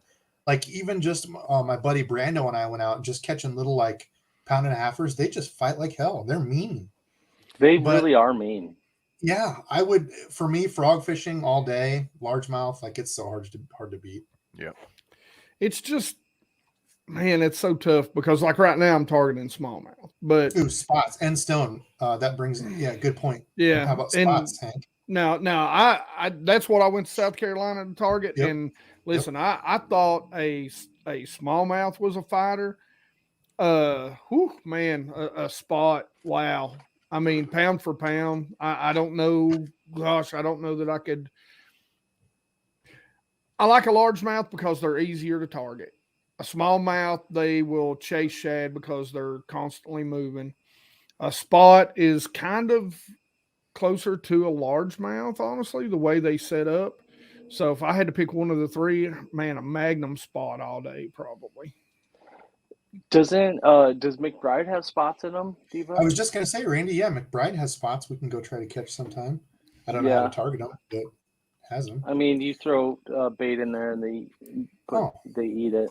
Oh, thanks, Randy. Okay, we're almost. I don't know how long we've been going here. We've got 141 entries. I'm going to answer one more question at the end of that. We're picking, so you better get your entry in. Hashtag Fishin in the chat. Multiple entries doesn't get you multiple deals. It takes out the redundant deals. So just put one in. Mac Flanagan again. Like I said, Mac, he donated earlier. Super good guy. Better spring bait, lipless or a spinnerbait? Spinnerbait. Man, that's damn hard for me. At least for me, spinnerbait. Grass? Is there grass? See, that's the thing. Randy and I, every year, we only got on a little good bite. Every year we get on a really good spring lipless bite. There's that little window when the grass starts coming in that you can just kill them. And every year we've got on a good bite. For me, it's really what time the spring for me breaks down into about 3 to 5 bites. So it could be a spinnerbait and it could be a lipless. It just depends on what's going on at the time. I like to catch them on a lipless. What's your favorite way to catch them? Yeah, lipless or spinnerbait? I like to catch them on a lipless because I know they're most of the time when that bites on, they're just feeding. It's just like, I mean, you could probably throw a piece of metal in with a treble hook, honestly. That's the thing that's fun about. I would choose spinnerbait just because when we get those early spring rains and wind, stuff's all muddied up. If you can fish those mud lines and those muddy banks where the wind's blowing in, it's so much fun just to feel that thump, thump, thump, thump, thump. Oh yeah. It's like you feel it inhale and just. Yeah, it's a fun way to catch them. Like, yeah, if you're yo-yoing a lipless, it's almost like that weird jerkbait bite where it's like you're doing stuff and then nothing, and then you just feel it. Like it's a weird, fun bite. Like if you've never gotten a good yo-yo bite or like a jerkbait bite, it is a really fun, different bite to get on. Well, something that we do here is we actually dig. So you have to have a particular kind, like a red eye shad, Bill Lewis, a rattle trap's good, but you actually slow roll it, and it actually acts like a square bill. So you're digging that nose, and it'll come right over. And so the reason why I like it is because during the spring, you can get in these certain pockets that are muddied up because they're starting to raise the lake, and that water will run off. And man, I mean, you'll see fish, you'll see bass, 2s, 3s, 4s that literally are like sharks. I mean, you don't think a largemouth can move fast. I mean, they can. I mean, it's incredible what you'll see in those pockets, man. And they're in there they're just pushing shad in there, feeding up, getting ready to go up on the beds. And I mean, you'll see them like sharks, man. It's crazy, and that's why I would do that like all year. Michael with the donation, the 5 bomb. Thank you, brother. So are you going to do merchandise with the Debo logo on it? I am. I'm working on some stuff now because I want it to be good stuff. I don't want to just throw stuff out there. I feel like just a simple Debo logo. I want to have some more than that. I am working with somebody. Hopefully we're going to get that going, and either I'm going to use the thing here on YouTube is probably what I'll do. There's a couple different companies. I talked to Hank about that a while back too, to get that rolling. But yes, there is going to be some stuff going, Michael. And I think, Michael, were you the one that sent me like the little the Buzzbaits? Was that you? The little Strike King 8-ounce Buzzbaits? Can't remember. Okay, we're going to draw a winner here real quick, and then we're going to keep going. I am sharing, right? Okay. Here we go. Man, Fishing with Gramps, thank you so much for sharing this. It is such a lifesaver. Scott Vermonter. Are you in here, Scott? God, I so badly just want to win sometime and just be like, yep, I won it. I'm on my way, Debo. Dizzle, you've already got free reign of Debo's Tackle Shop. I'm just saying. It was Michael that sent me that. Michael, I think I just talked to you about that. I have not thrown them. They are sweet little buzzbaits, though. I have an old one that I have thrown. I think it might be the exact same thing. I'd have to find it, but it's an old one from when I was younger, and it used to kill in the ponds. I remember those summer days where, and it might have just been the ponds we were fishing, but those ponds. Scott is in here. Scott, and he's a member. Thank you, Scott. Either send me an email to Debo's. Oh, actually, I think I have it in my banners here. Do I? Oh, piss. No, I don't. Debo's Fishing at gmail.com, or hit me up on Instagram if you have me added on there. Dude, your keyboard is not even close to level. I'm just saying. I can hear you typing on level. What? Your keyboard, it's wobbly. You got one leg that's not all the way out. Yeah, a little bit. Here you're a daggum sleuth, Randall. Hey, Jim. When you did that that box that had the War Eagle jigs in it and then the War Eagle spinnerbaits, did you get any of the Hammered series War Eagle spinnerbaits? Did not. But I do have. No? I don't. But I keep a box of Hammered blades. I'll swap them out on my own. Yeah, I randomly picked up like 1 or 2 of them. I don't know, 2 or 3 trips ago to Bass Pro Shop, and I literally just looked it up on my computer because it updates or it backs up all of my pictures from my phone. So I took a picture, and I was going to ask Debo about it, and just happened to see it right now. So just wanted to know if you picked. Yeah, I do use Hammer blades, but I didn't pick any of them up from them though. So here's an interesting one. This shines light on what it's like to be a parent trying to fish outdoor angling. I don't know if you're a parent. So Debo, this or that, fishing but no kids, or kid but no fishing. So I don't know if you mean the real thing of like you'd rather just fish all the time and I like erase my kids, get rid of them, or have kids but no fishing. It's a weird thing because I don't really like kids. Funny story. I don't really like kids. I don't really like other people's kids. Okay, I don't feel bad answering this then. No, but after having my own children, it's a completely different thing with your own children because they're your own spawn, they're your own blood and guts. Like it's weird. Never really liked kids. Didn't think I'd have kids. I would not give up my kids for anything. My girls are. I do gotta say, Debo's got some pretty cool kids. Yeah, I'm kind of ugly. Luckily, my wife is good looking. Together, we made pretty good looking kids. So I thank her for that. But yeah, I would never trade my kids for anything. Well, I'm going to answer it like this. I am now a grandfather. Yeah. I can do whatever I want. So I'd rather that go answers fishing. that. Plus, the cool thing is you can get the kid fixed with the grandkids and just give them back. Exactly. Yeah. So I can do whatever I want. I can go wherever I want. Even when my son or daughter says, "Hey, can you keep?" No. Okay. I guess what's worse, being a grandfather, or I'm actually a great uncle. No kids in my gene pool, but great uncle. My niece and nephew both have kids. Well, that's even better because I don't even talk to Yeah, they're not going to bring them anybody over that like my brother's sisters or wife's brother's sisters. I'm like, who are you people? I'm like, Get hey, out of have my you guys house. ever- I'm not have watching you guys your ever kids. Get out had of brown here. sugar? It comes in these big bags, and you can eat it with a spoon. Here you go. With Oh, butter. gosh. With butter. Oh, here's a good one. Side of Mountain Dew. Pure fishing or lose and strike king. So if you don't know, what is the strike king umbrella for the lose? What is it? What are they? I can't remember the name. Yeah, so pure It starts fishing with for an the R, lose. doesn't it? Yeah, I don't remember. Anyway, pure fishing. So pure fishing would be like Abu Garcia, Berkeley, Freybill, Plano. Fluker. Yep. I forget what else is under there, but yeah, they've Yeah, got a what's- bunch. Linder, is it Linder too? Lindy? Lindy, jigs? yes. I think Lindy is in there too. Maybe not. I don't know. I don't know. Hey, So what's that that over or there? strike king lose? Lindy's over there on Luna. I'm losing Strike King for me. Man, that's Oh, yeah. hard. That's tough because I like a lot of power bait baits. I do, yeah. I like a lot of the Berkeley bait stuff too. Yeah, I'd probably go. Ooh, that's tough. So if we're Yeah. talking the best, what I believe to be the best fish catching scent, Berkeley power bait, hands down. hmm What I believe the best You bait to shut open your the mouth bag on and that. huff.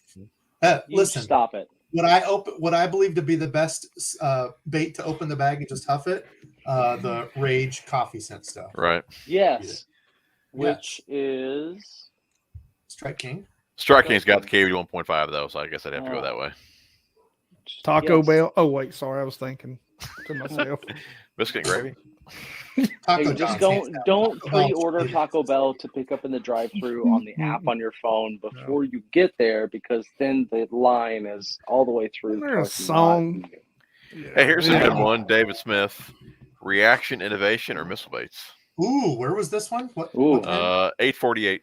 I got to go Missile Man. That's my boy. He's from just up the road. So 848. There you go. Oh, that's so hard. That is a tough one. I think the Little Dipper, the Skinny Dipper, I think is the best paddle tail on the market for me. I would take those over pretty much anything. Fish what? to Hey, look at shout. this. I'm pretending to be I totally Debo or disagree. Well, that's Jim. fine. Look at this. I got lures. For fish Reaction. caught, I think I've caught more fish on that paddle tail than anything else, specifically in one color. Which Oh, one? Hank, don't look at me They're cross-eyed. so and make- stiff. I Dude, bought some and I was like, yeah, I'm going to try it. No. Like I'm junk. not fishing Holy 75 cow. feet deep where the pressure of the water screws up the plasticity of the. Plasticity. That slow right there on a Hey, 5. what were you Dude. saying Yeah. earlier, Debo, about your flukes not coming out right? They are good through grass and shallow though. I'm just Regular. kidding. I What's wrong do. with it? Not anything, but Oh, it's ripped. Oh, Oh, wow. they sold you a ripped one? Oh, nice. Yeah. I'd get on. Hey, listen, I've tried getting Reaction Innovations to bring over a truckload of stuff. It's not going to happen, Fish and Friends. Looks like Reaction Innovations Do is you- not going to bring a truckload Do of stuff. any of you all remember when Reaction Innovations first come out and they had the half-naked chicks on? Oh, yeah. I didn't know. Wait, it for we the mi- I longest missed time this? until people said what it was. Yeah, dude. on the white trash lure, that's my favorite name of a bait ever. Mhm. No, I'm White kidding. No, the trash. Skinny Dipper. I will say this. Funny enough, Jim had some of these next to him and sent me these for purposes of showing them tonight. Yeah, So that's what it looks like, white and black. Like, but if you get close, it's some kind of risque pictures. he approved. I didn't Approved notice for release. Took me forever. Yeah, see, that's the pack that Jim sent me. He had some sitting right there by him too. Funny enough.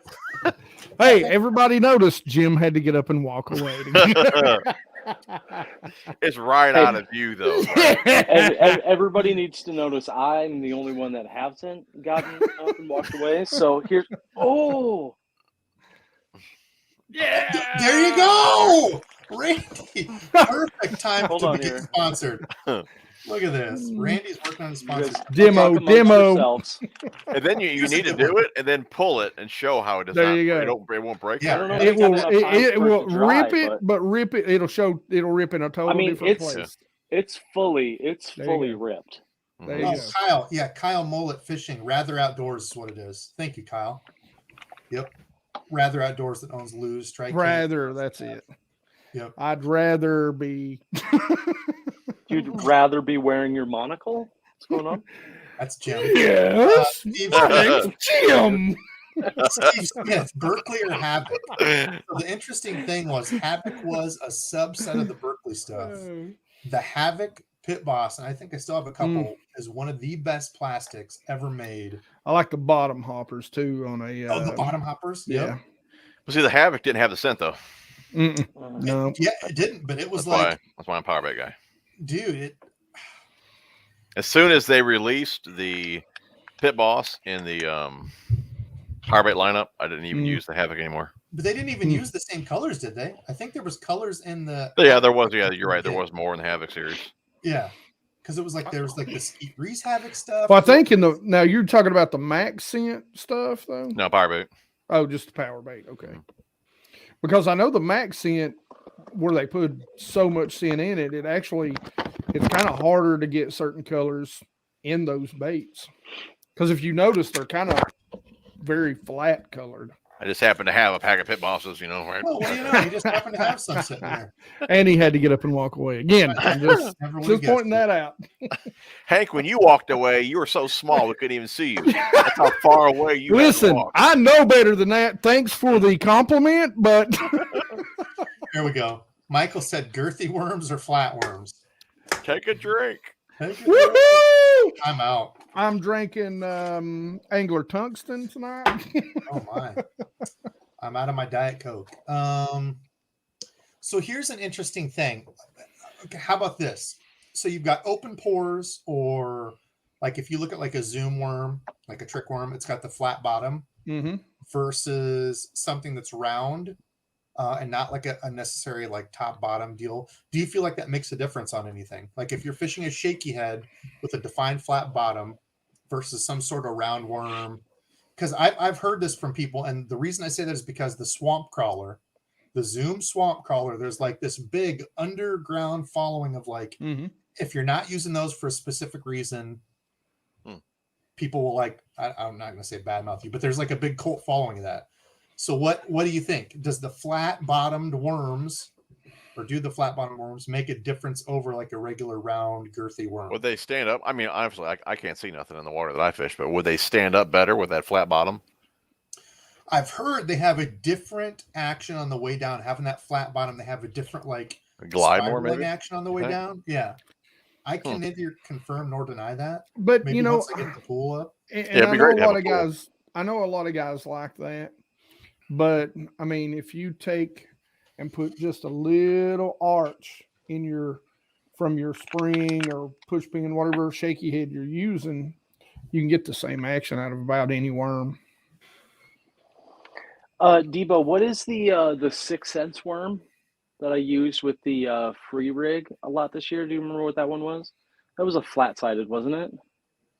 Oh yeah, their shaky head. I don't think it was the. I'm trying to remember what it was. They're a flat bottom. I've only used I think one pack of those. I wasn't a big fan of them. I didn't really like them. I will take the rest of them. I like them. You can have them. Oh no. Are you talking about the Daiwa Nico rig worm? No, I like those. No, I didn't like those. They were just like anything you said Yamamoto. Easy, but you loved them.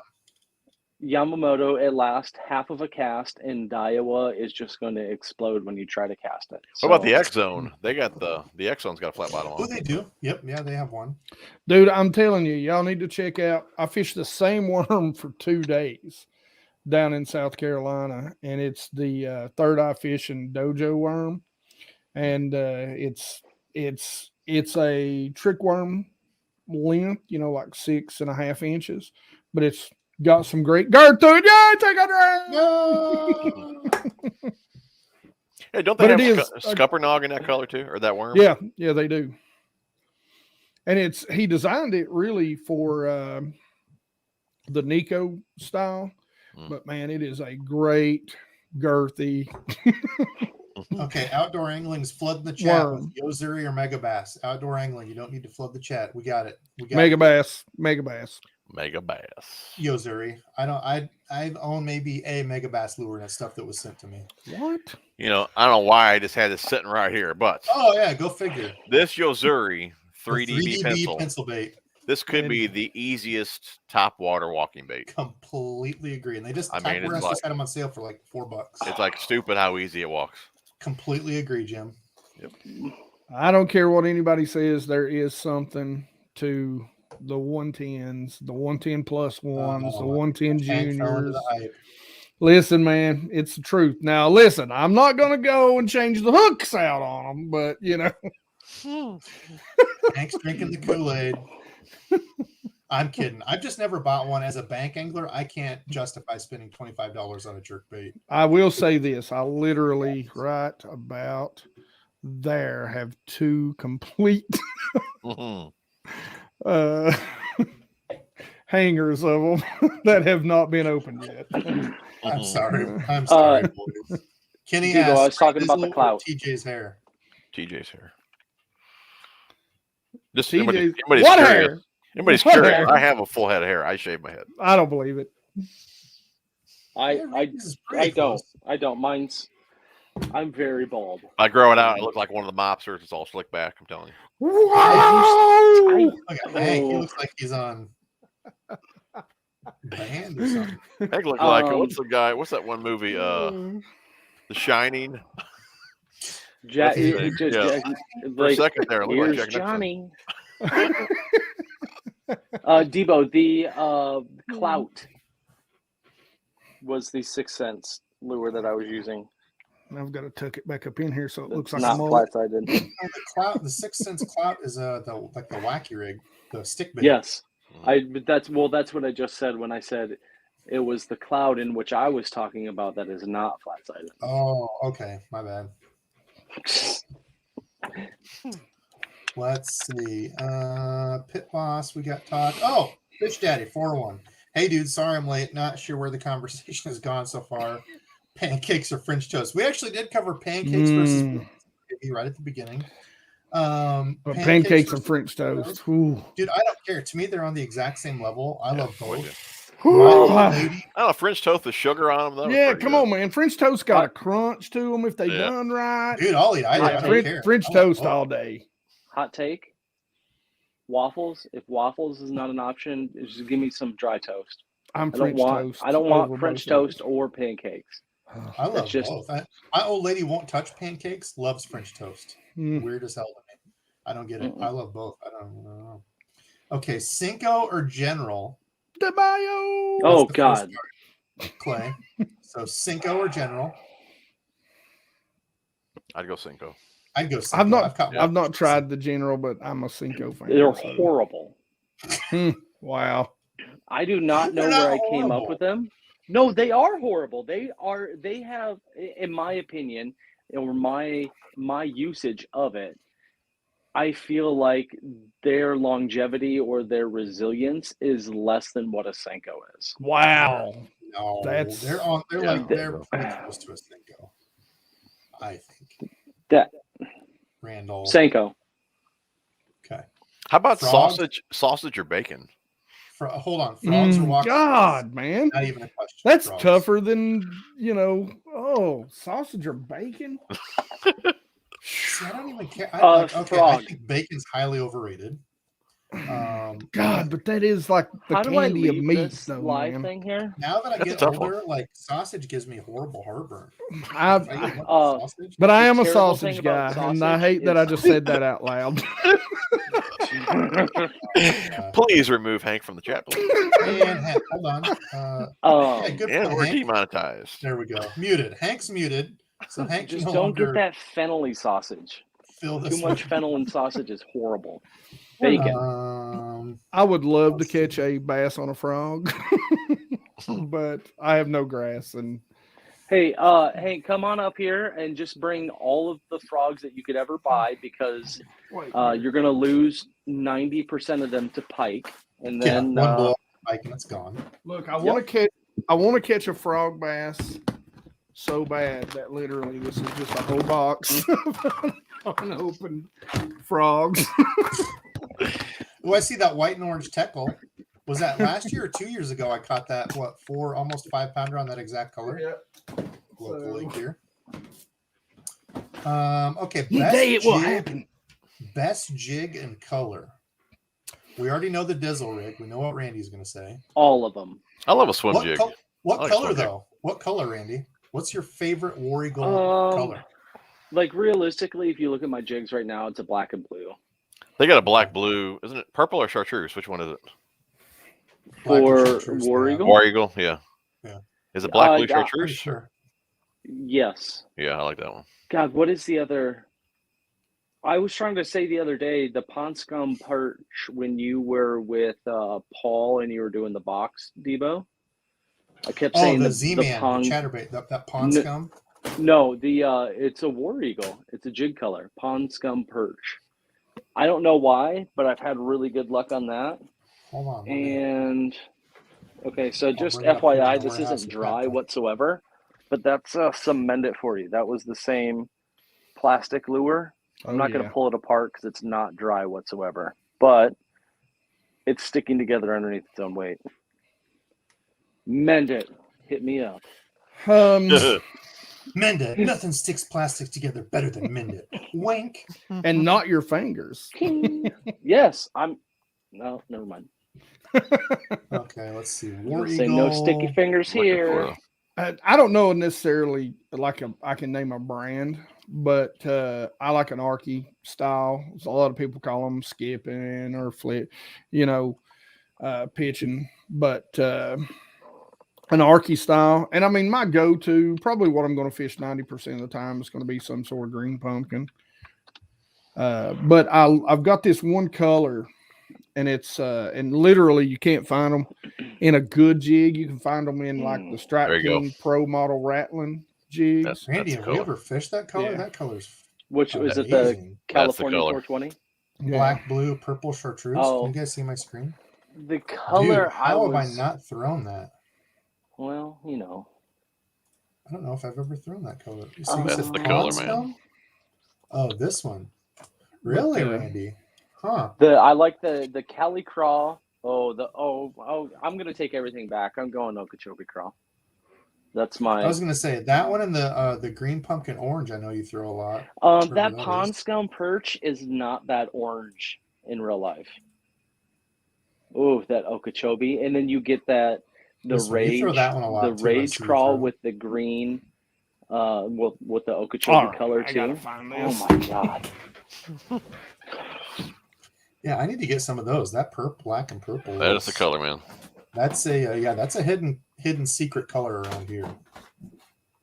Yeah, that one's hard to get. It's not available. Yeah, I get them at Lure Net, and they've been sold out for the longest time.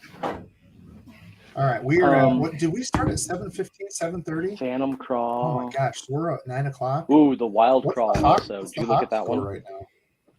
Nobody's updated me. Iowa basketball. They better be winning. Okay, they're just barely winning. It's halftime. Perfect.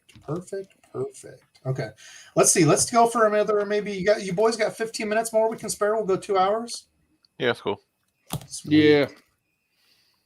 Yeah. Okay. Yeah, Backlasher, thank you. Outdoor England, quit spamming. The Ozurier Mega Bass, we answered it. I appreciate you jumping in and asking the questions, but you don't need to spam. We still love you, homie. Oh, here's a good one. We kind of got on this earlier.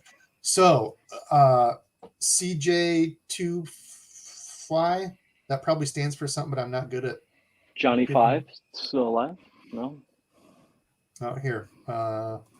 Hank's doing some show and tell here. That is a black, brown, amber color. That Got the rattles too, man. Yeah. I make this. I don't even know what okay. head that is. So that is a beastie hook on there. Yeah. You can get, I think that's like a boss head or something. I don't even know. Has the hook been out? No. Yeah, just a touch. Yeah, on that one. Did you do that?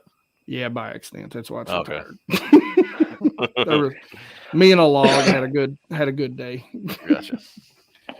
But that color right there, man, it's just got all the colors you want. I mean, you know, it's got a little bit of highlight in that what's amber. the weight on that?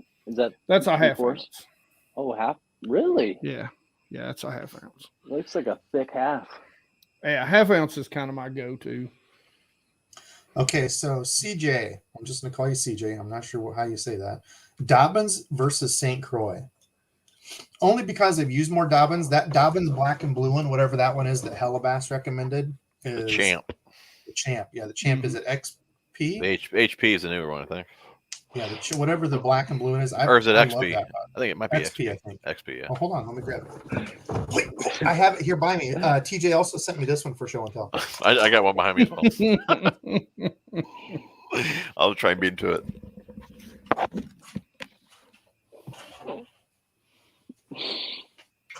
Hey Randy, I'm gonna grab mine. Oh, I don't have one.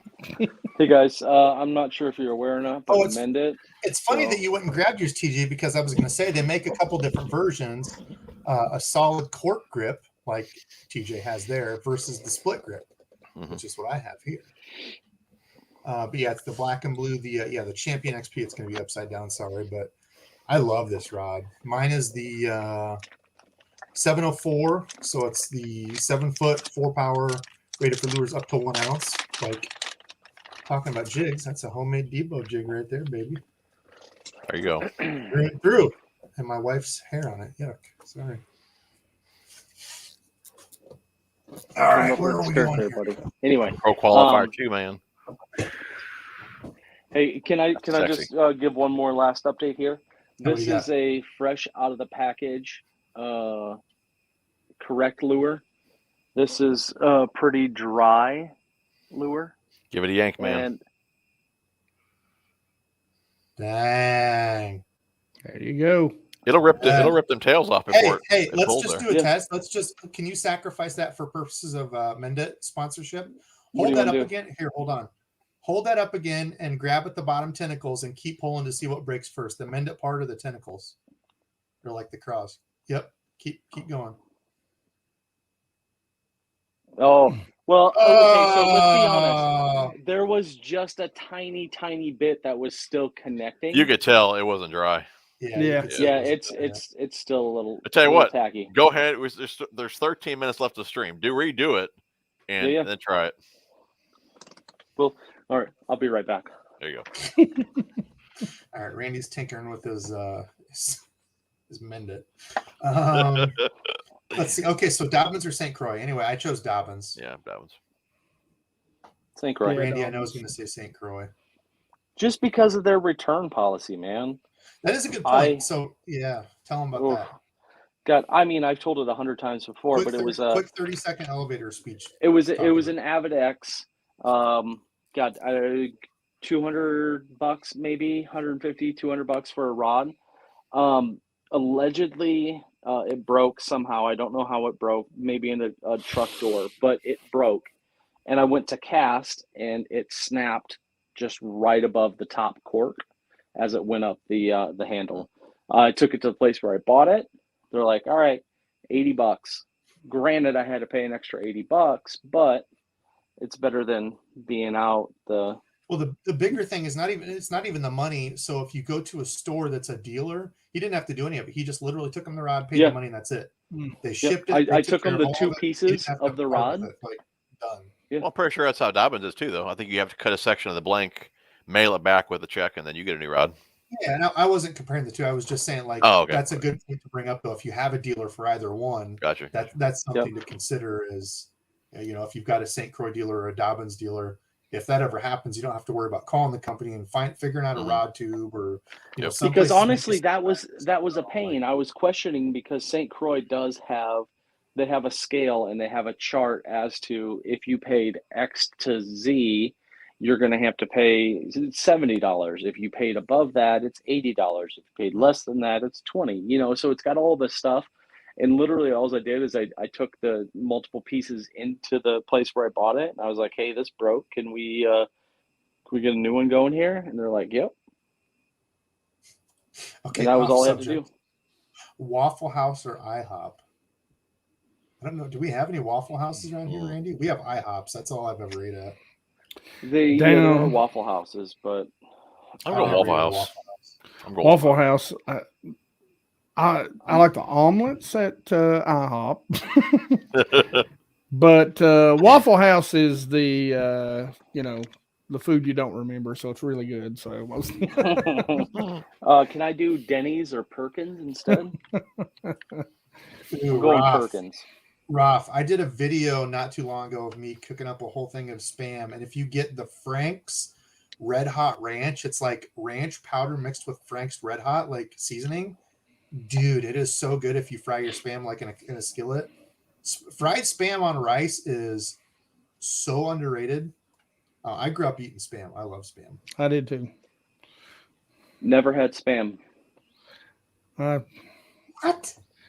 I've had Braunschweiger. What do you know about that?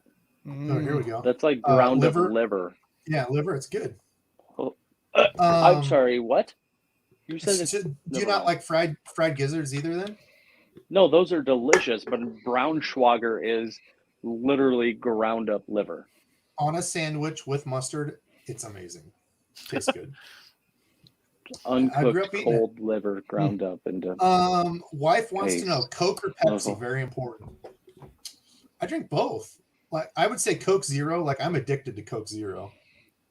I like Pepsi. It's a bit sweeter. But what do you do with your Coke Zero, Debo? This is why I'm fat. I'm a very I love flat pop, so I always shake my pops until they're flat and keep open until they're flat, and then I drink them. Oh no! Yeah, that's gross. Yeah, I love that. I like if you leave it overnight and it gets all flat, and then you just put gross. You ever take a glass of water to bed with you and you just leave it on the nightstand? 3 days later, you drink that open water. Oh God, that dusty, flaky water is so good. What? Nobody does Room that. temp. Weirdo. Okay. Anyway, moving on. Skin water. He's like, it puts the dead skin cells in the water, or it gets the hose. What else do you got? Just try it. It's good. Here's one, Chris. I haven't. I've heard people talk about the Outcast jigs. I've never used a single Outcast jig. I've heard people talk about it. I haven't either yet. I've used the swim jigs.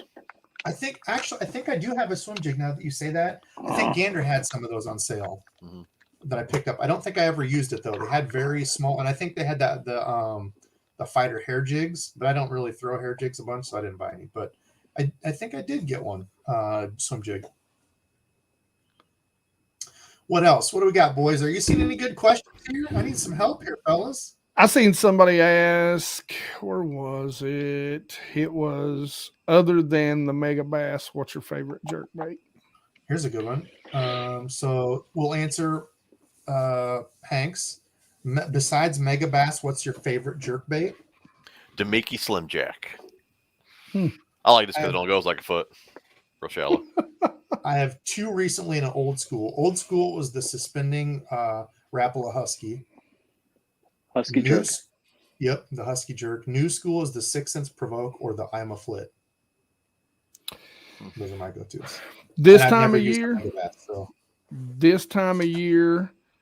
and I'm gonna get another drink.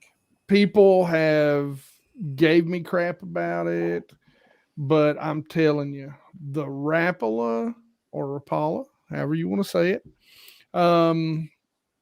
shadow wrap.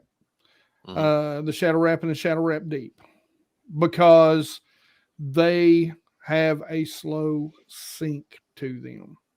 So suspend is great, but I'll give you a prime example why I like a slow sink, and it's not necessarily to get it down deeper, is this little guy right here, which is the Demiki Armor Shad. Now, we fish these during the fall into the winter. And why do we have so much success on these? Because what do small shad do when they die? They don't float to the top. They sink to the bottom. So everybody preaches suspend. No. When it gets cold, slow sink. It's a smaller jerk bait, and it is a nice slow sink. And man, they come in some great colors. Honestly, I've caught bigger fish on that jerk bait, but I've caught numbers on the mega bass. Have you water temp though will affect it, won't it? The slow sink? I mean, I'm not sure. I'm not a big jerkbait guy, but as far as if Does, one's floating, sure. or if it's suspending or whatever, won't water temp change all that? It will, but most of the time with I have yet to find, and it'll for the shadow wrap, it will, as it warms up, it'll sink faster. Gotcha. But I've not hit a water temp, and again, my water temps are, let's say, worst case 90% of the time, mid 40s. So, you know, but in that, yeah, it still sinks. Have you guys actually used any of the the lead paste or the lead weights? The suspend dots? So you have like a floating or a suspend, and you put your little dots on there, or you just have the hunk of paste or the actual chunk of whatever, and you just stick it on there. I tried to when I first got into jerkbait fishing, and the only thing I managed to catch was a huge mess. The paste I've never used, but now the suspend dots or the strips are great. Yeah. Because you ever just add an O-ring? Do I? You ever just add an O-ring to it, or? Why are you like blowing my mind with these simple, easy, just like we can even upgrade longer hook. You can upsize short shank hooks. You can go, longer hooks, or what you can I go was to a doing, bigger short shank hook instead of 40. You go to a short shank. The putty stuff that you would like hang up posters on your wall? That's Play-Doh. the kind of lead weight that I was using, and then that just got everywhere because it melted because I didn't take it out of the box in the summer, and then. Here's a good one: Cashin versus Kistler. I've never used a Cashin rod. This was the first year I got a couple, and I was really, really surprised with the Icon, the chatterbait Cashin. I was never sure on the grip if I would like that. I've held a couple. I couldn't get used to it. Yeah, I couldn't get used to it. Hated it at first. After I used it, didn't even bother me. It's very weird feeling at first because it feels like a basket. It feels like you're holding like a wicker basket or something. I've always picked them up when I went to shows, and like, man, I just don't like it. I always put them down. I like that rod a lot, but probably one of my top 3 rods this year was the Kistler KLX. It's kind of middle of the road for them. Yes. Yes. That helium dude is nice. Yeah, we know, Mr. Monaco. That helium with the metanium is quite bad. I wasn't even going to say anything. Y'all suck. Well, I never. How dare you, sir? Oh, man. Bass Pro Pan lures or Walmart lures? Pulls his hanky out and faints. This means war.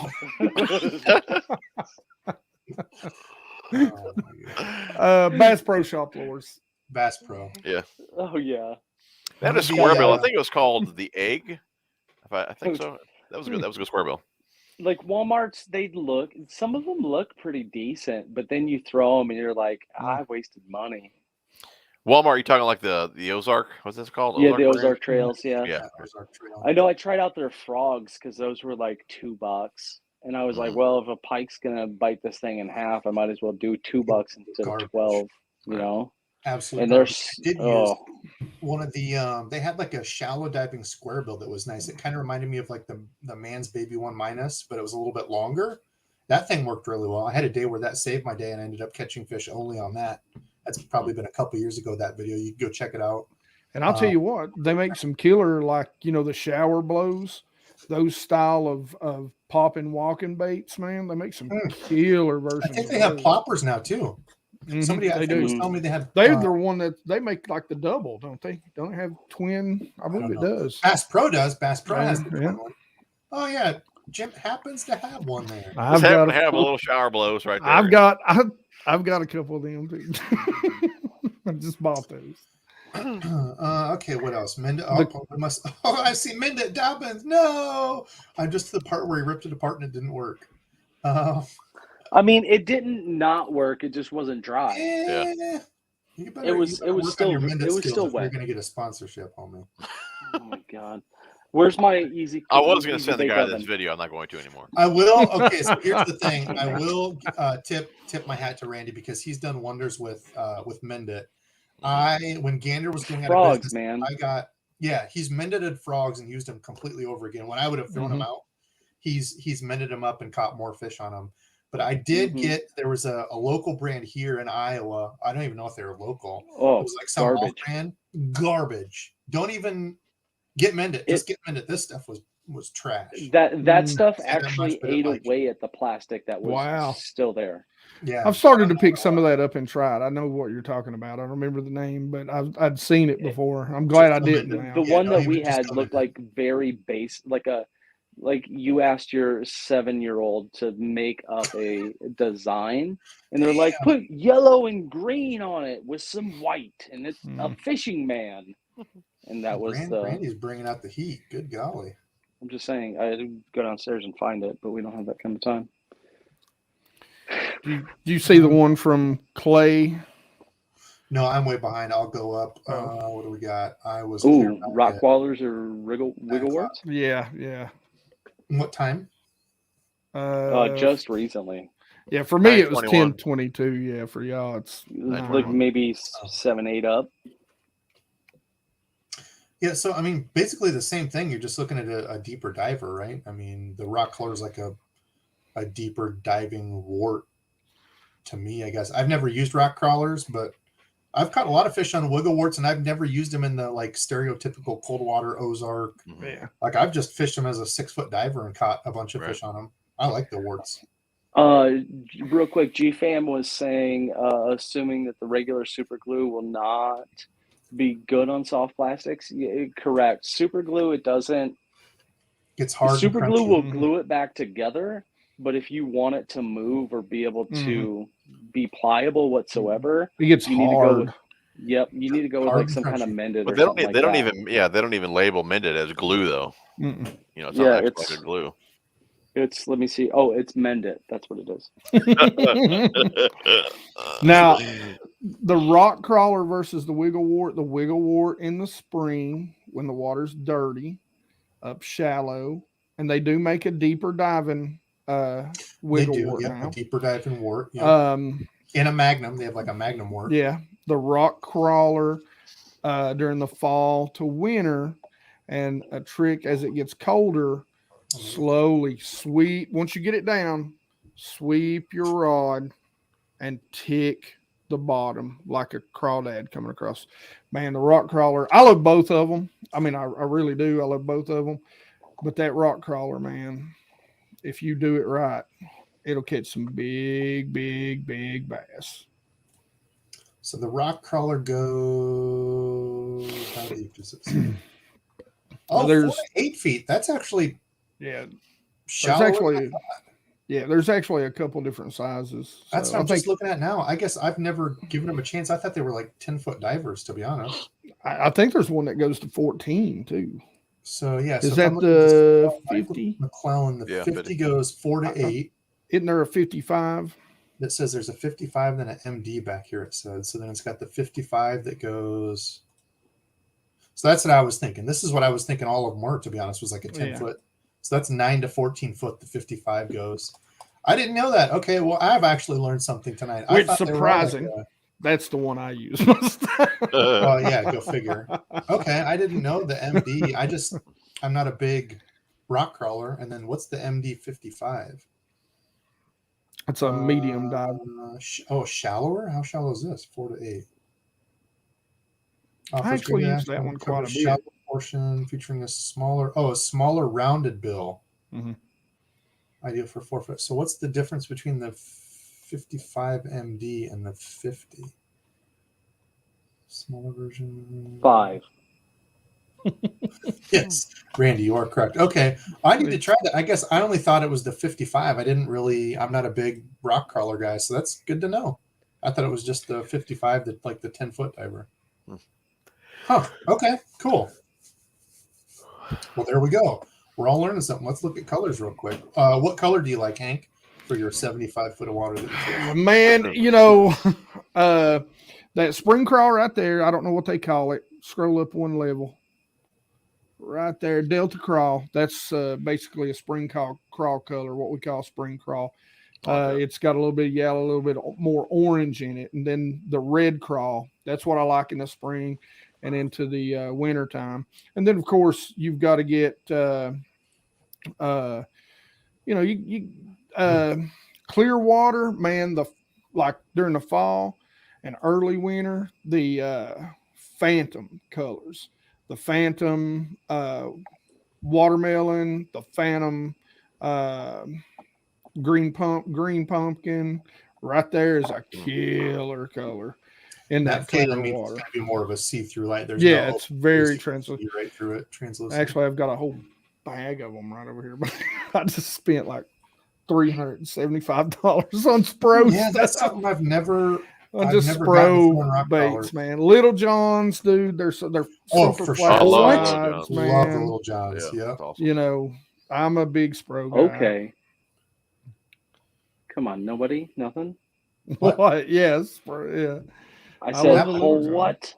Okay. Yeah, Little John. Come on, guys. yeah. What's the color we were 9:30. catching? Getting caught up. Oh, Man. Nasty we're a little shad? tired, I think. Yeah. Love the nasty shad here. And what was the other one we were catching? There's actually a spring crawl in here, and gosh, man, it is so good. Ooh, that looks dirty. Dude, they're yeah, this is one I've thrown a lot, and then of course the warts. You can go into the whole dispute of and they've even got the wart versus the pre-storm versus the I've only thrown like the storm stuff. I've never got big into the expensive ones. I'm gonna tell you a story. I was on Dale Holla, and this guy was with us, and he was fishing with us, kind of showing us around the lake. And he looks at me and he goes, "Here, man." He goes, "Put this wiggle wart on." He goes, "This is an old school wiggle wart, like pre-storm and custom painted." Well, it was the first time I'd ever fished in a boat that had power poles, right? I'd already dinged. I'd already dinged the power poles 100 times. And I even told the dude, I said, "Look, man, please don't give me this. I do not want to throw it. I've got some warts. I'm good with that. They're not the expensive ones or custom painted." Oh, man, I've got a whole box of them. First friggin' cast, ping, breaks the bill off, man, shatters it. And I just felt so bad, dude. And I was like, "Man, I will pay you for that." And he's like, "Here's another, man." I was like, "Break that off too." And I was like, "Oh, man." I was like, "Please do not give me another one." You're like, "Oh, totally broke that off," as you cut it off. Magwarts 13 to 24 feet. Yeah, I've got some. Good Hank, have you ever used like a real heavy Carolina rig weight and got them real deep? Yeah, actually, my go-to is like an ounce, but I can fish it faster even up shallow. So my go-to is an ounce. Yeah, an ounce. Generally, I'm talking about for a crankbait. Oh, yeah, I've thrown not a Carolina rig weight, but yeah, I've pegged bullet weights out in front of them about 3 foot to get them deep. Yes, I have Carolina was rig asking me crankbait. Before the new baits versus like the old balsa baits. I know Randy got me turned on more to my dad used to throw the DTs. I didn't throw a bunch of the old balsa. I didn't realize the DTs for the longest time were balsa. What are you laughing at, Randall? The balsa baits. How's your leg doing? Oh yeah, the BX.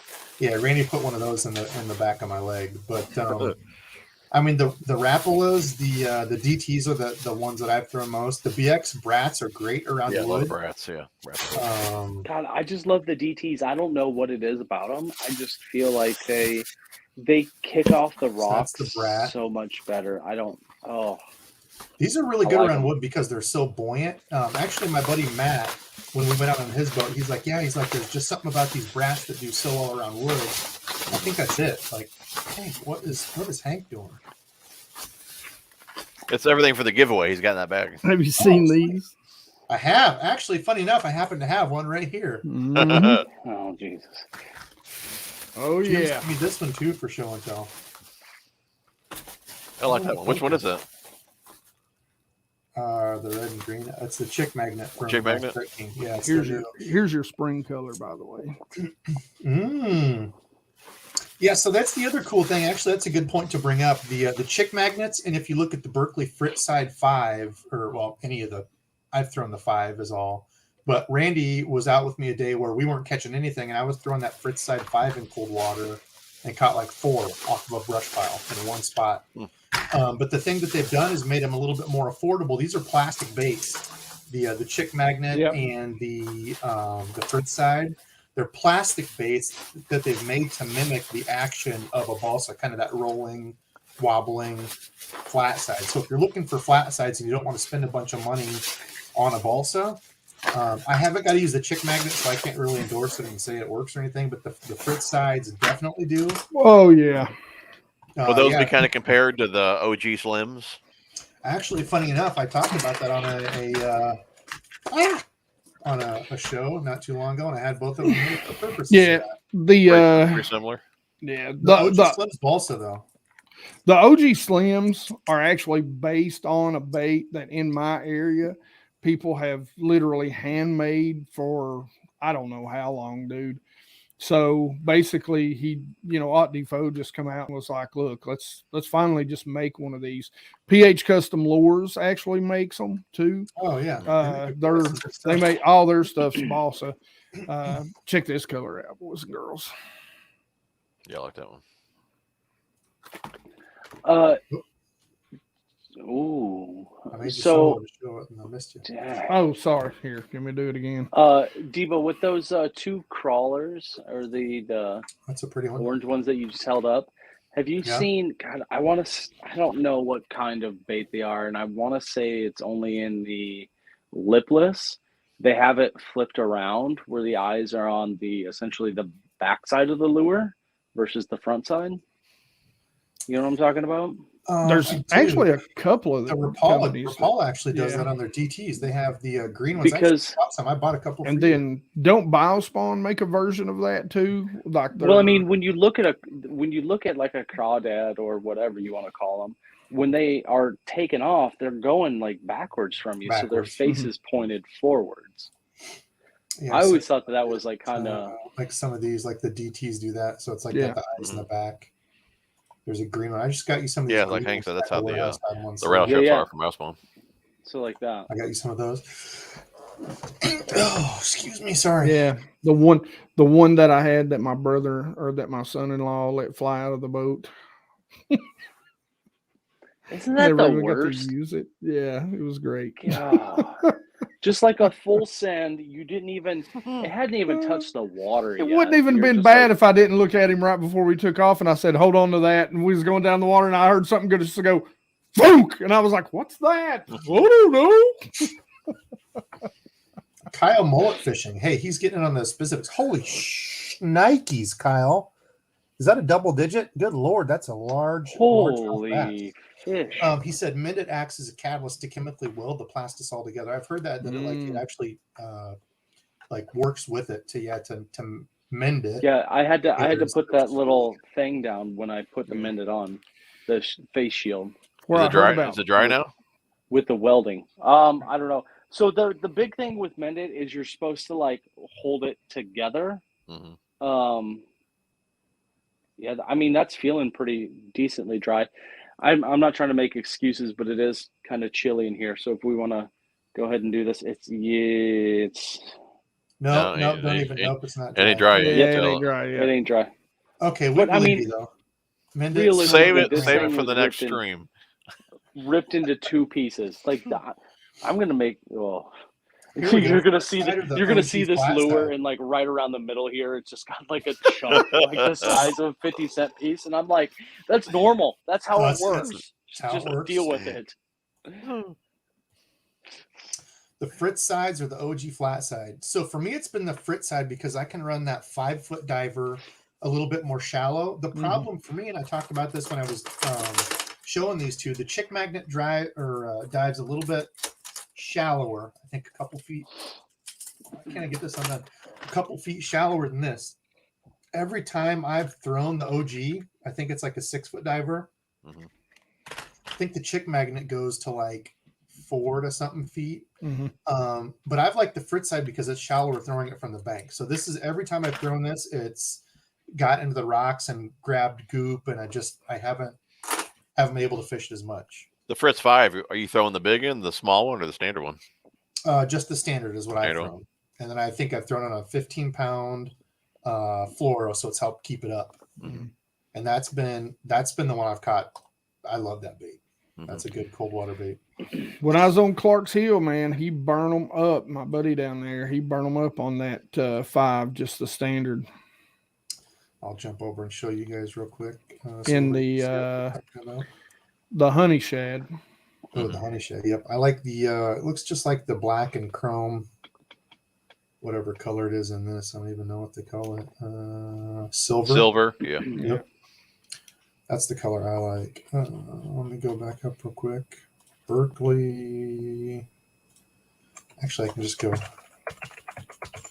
I don't need to yell it. Why am I yelling here? Fritz side. There we go. Crankbait. I actually did just get some of the HD colors too. But my favorite is, so there's the honey shad that Hank is talking about. It's kind of a creamy, like tannish color almost. It doesn't really show it here as well, but it is like a different killer color when they're on shad. And then this shows the difference between all of them. So you've got the Fritz side mini, the Fritz side 5, the big one, the 7 and 9. 7 and 9, yeah. So Debo, with that the HD, you think is it like a I like that color right there. Like a dip? That's the color So I like if you were to like dip a I don't know, like a golf cart is what I see people dipping a lot. No, like enough. I wondered about how they did that because it looked like a print job to me. What Randy's talking about is these HD colors that they've done, which actually look really cool. But it's like when you look at it, it's not a paint on there. Like when you look at it up close, oops, what the hell's going on? When you look at it up close, it looks like almost like a sticker or something on it. But I was talking to somebody last night who's in the industry, and they said that it's a ultraviolet laser print or ultraviolet something print job. It might even say it. Does it say?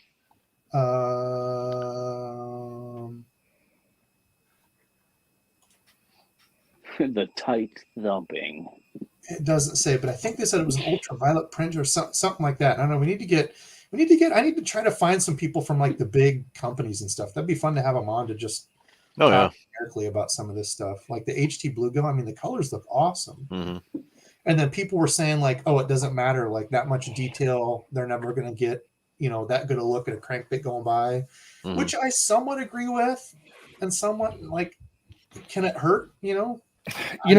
I'll be honest with you. Like I've got, Rapala makes these kind of HDs in their DT series. Strike King makes them in their XD series. And I'll be honest with you. I fish clear water and I get more bites on like standard colors. Could be a confidence thing too, though, for the fishermen, So. Okay, Mike. So Mike, another good guy. Mike actually just sent me, Mike, do I have your box here? Mike sent me a box as an early Christmas present with an awesome note. I'm just going to share it here because I'm so damn behind on. So this is the kind of subscribers I have. Mike sent me a box with a card with some special stuff that he sent. I'm not going to share all of it, but it is from Mike there. And basically said he knows some of the stuff that I'm going through that I've talked about with one of my very close family members going through cancer and stuff now. He just sent me a box that said, hey, man, I know you're going through. Here's some, I can't get it in the damn envelope. But he sent me some crankbait blanks. He's like, I know you like to paint. I know it's your way of kind of getting away from reality. Mike, thank you so freaking much for doing that. I just got stuff today. He even sent me some hooks, some nice mustad hooks to put on them. That's the kind of subscribers I have, and that's why I keep doing it. Very cool. Randy, believe it or not, whether he wants to admit it, saved me from canceling my channel. I would have for sure 110% been done. You did. I literally just, all they did was threaten violence on you. That's all. Yeah, I know. But you know, that's the reason I keep doing it. That's the reason all of us, and hopefully Randy someday will get his channel going. Or hey, I can't get this friggin' thing to install on my. There's a new question going on there, I think. Anyway, I want to talk about it. We'll get you good enough at editing, and you can just edit my stuff, and we'll it'll be a partnership on the channel. Anyway, thank you. I don't know where I was going with that, but Mike, thank you. Thank you everybody else who supports me like that. That's what keeps me going. And I was going to say, I bet Hank and Jim are the same way. We wouldn't do it if we didn't love this. You don't make millions of dollars from it. Not where we're at right now, you know, working full time and doing this. You have to really like it. That's one of the things that kept me going is people like that. So Mike, thank you. But he said of this or that, the latest iCast trend or a hard bait from 1990.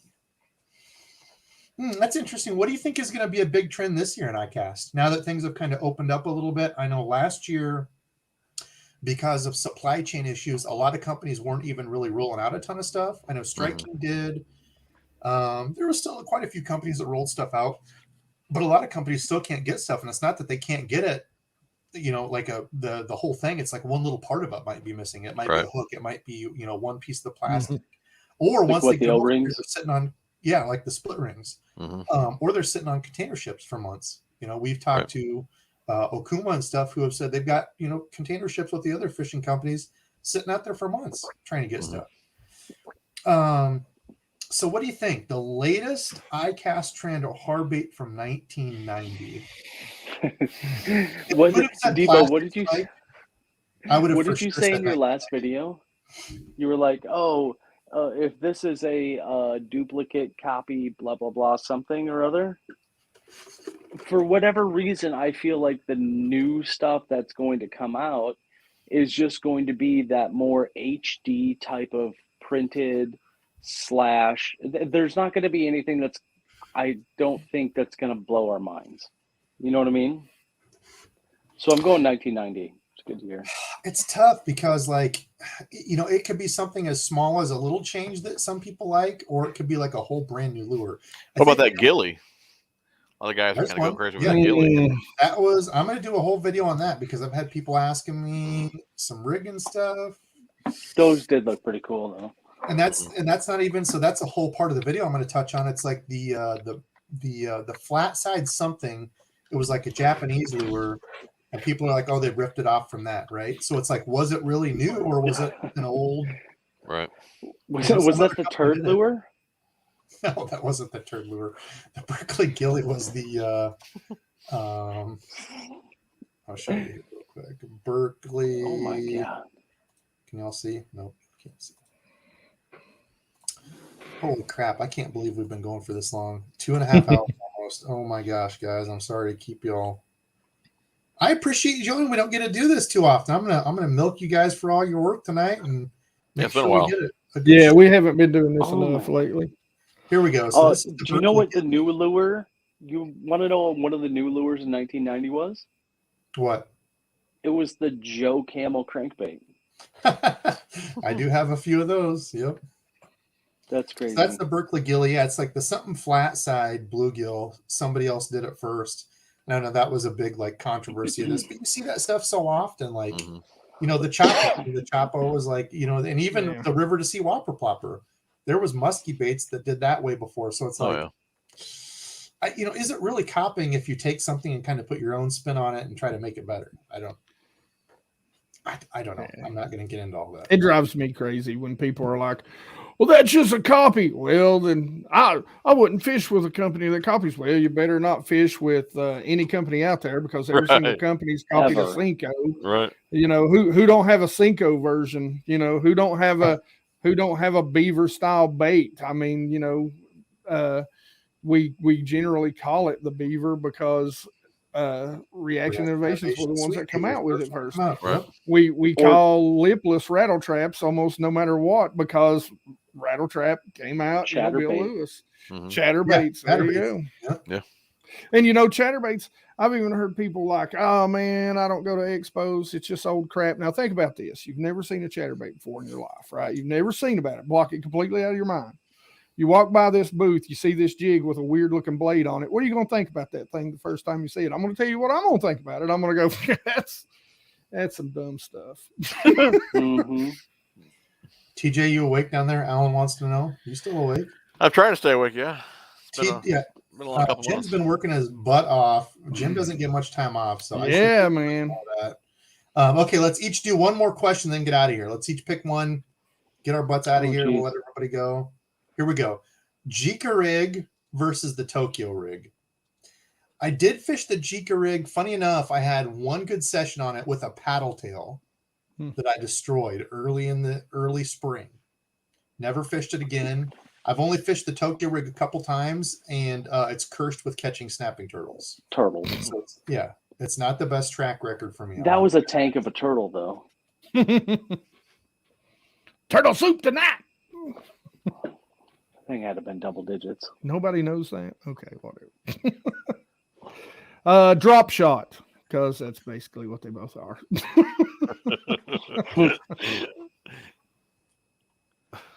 Okay, what else we got? You guys, quick. I got one here. This one, Debo, might be for you.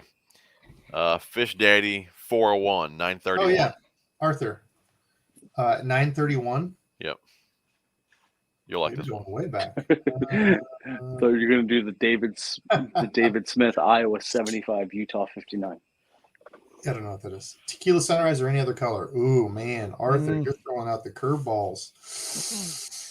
As much as I love Tequila Sunrise, if it was my dad, I guarantee he would Tequila Sunrise slap me if I didn't say that. I'm going to go any other color just because I can throw green pumpkin. I can throw black and purple grape, like the, what is it, black grape that Berkeley black makes? Grape, yeah. That's a good one. Yep. What is it from Zoom? The Zoom old monster with the black. Is it called Blackberry with the purple flake? Oh, I love that color. Let me look it up real quick while you guys are. So the Tequila Sunrise from Strike King. I think it's what Tequila Sunrise Orange. Orange flake. Yep. Yeah, that's a hot one. Yeah, I like that one. My question's going to be the G fan. He just asked it. I was Italian looking sausage at that or one kielbasa. Personally, I'm going kielbasa because sometimes Italian sausage. I don't like fennel. Fennel is not good in my mouth. I don't like it. Yeah, but you can get not the 12-inch. Instead of using fennel seed, you can get the fennel powder. Fennel is fennel, regardless of how you cut it. Well, Mr. I make Italian sausage, man. Okay. The fennel powder is better than the fennel seed. Blackberry. Yeah, the blackberry, black with purple flake, or the black grape. Is Sunday pasta day? I'll come over. Ooh, I like that candy bug. So they don't think they make it. Gooseberry is the hidden color in. I think the gooseberry trickworm is by far my favorite. See, I don't like the Zoom Tequila Sunrise. That's not Tequila Sunrise. That's like Morning Dawn. I don't like theirs. They used to have one called Gooseberry in the trickworm, and I think it was only available at Dick's. But that color was kind of like Candy Bug. Candy Bug's a little bit more see-through, and it's got different flakes. But anyway, we digress here. What do we got? What was the question for you guys? Randy, what was yours? Mine was Italian sausage or kielbasa. What's the difference? Italian sausage and kielbasa.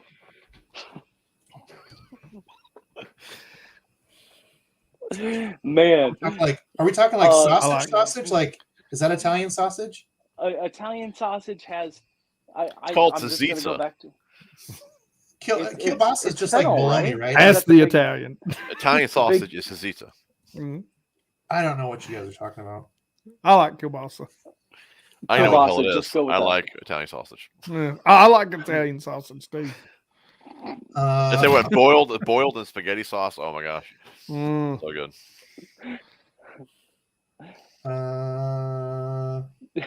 Okay, last one. Who hasn't picked? Somebody's got to pick. Who's the last one?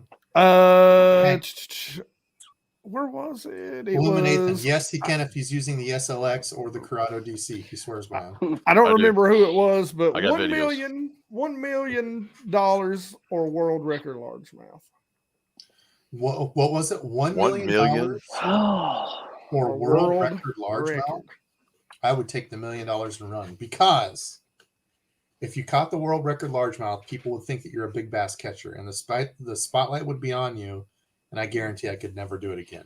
But you might end up getting $1 million with endorsements and That things is like true. that for catching the fish.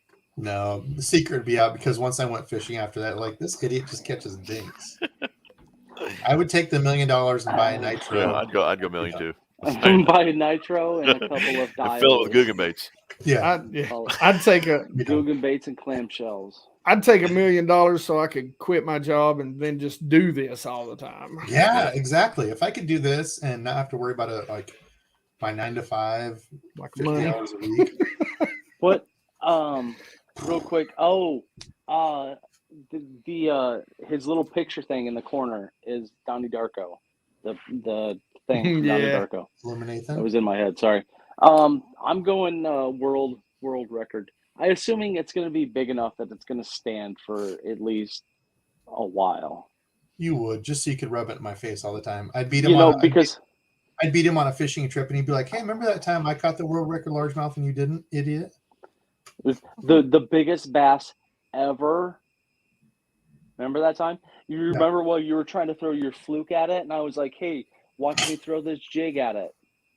And then catch it. All right. Well, Dang. Fish and Friends, we are at 2.5 hours. I think this holds the longest live I've ever done on my channel. 2.5 hours. Everybody, thank you so much for joining tonight. It was awesome having these guys on. If you haven't already followed Bass Geek, make sure you follow Hank Bass Geek and Jim Tackle Junkie. I added them in the description below. So if you click on their names highlighted, go follow their stuff. Randall will either get his channel going or he's going to be a full-time editor for me here. We'll figure something We're out. doing But something. all right, we're getting out of here. Love y'all. Thank y'all so much for watching. Until next week's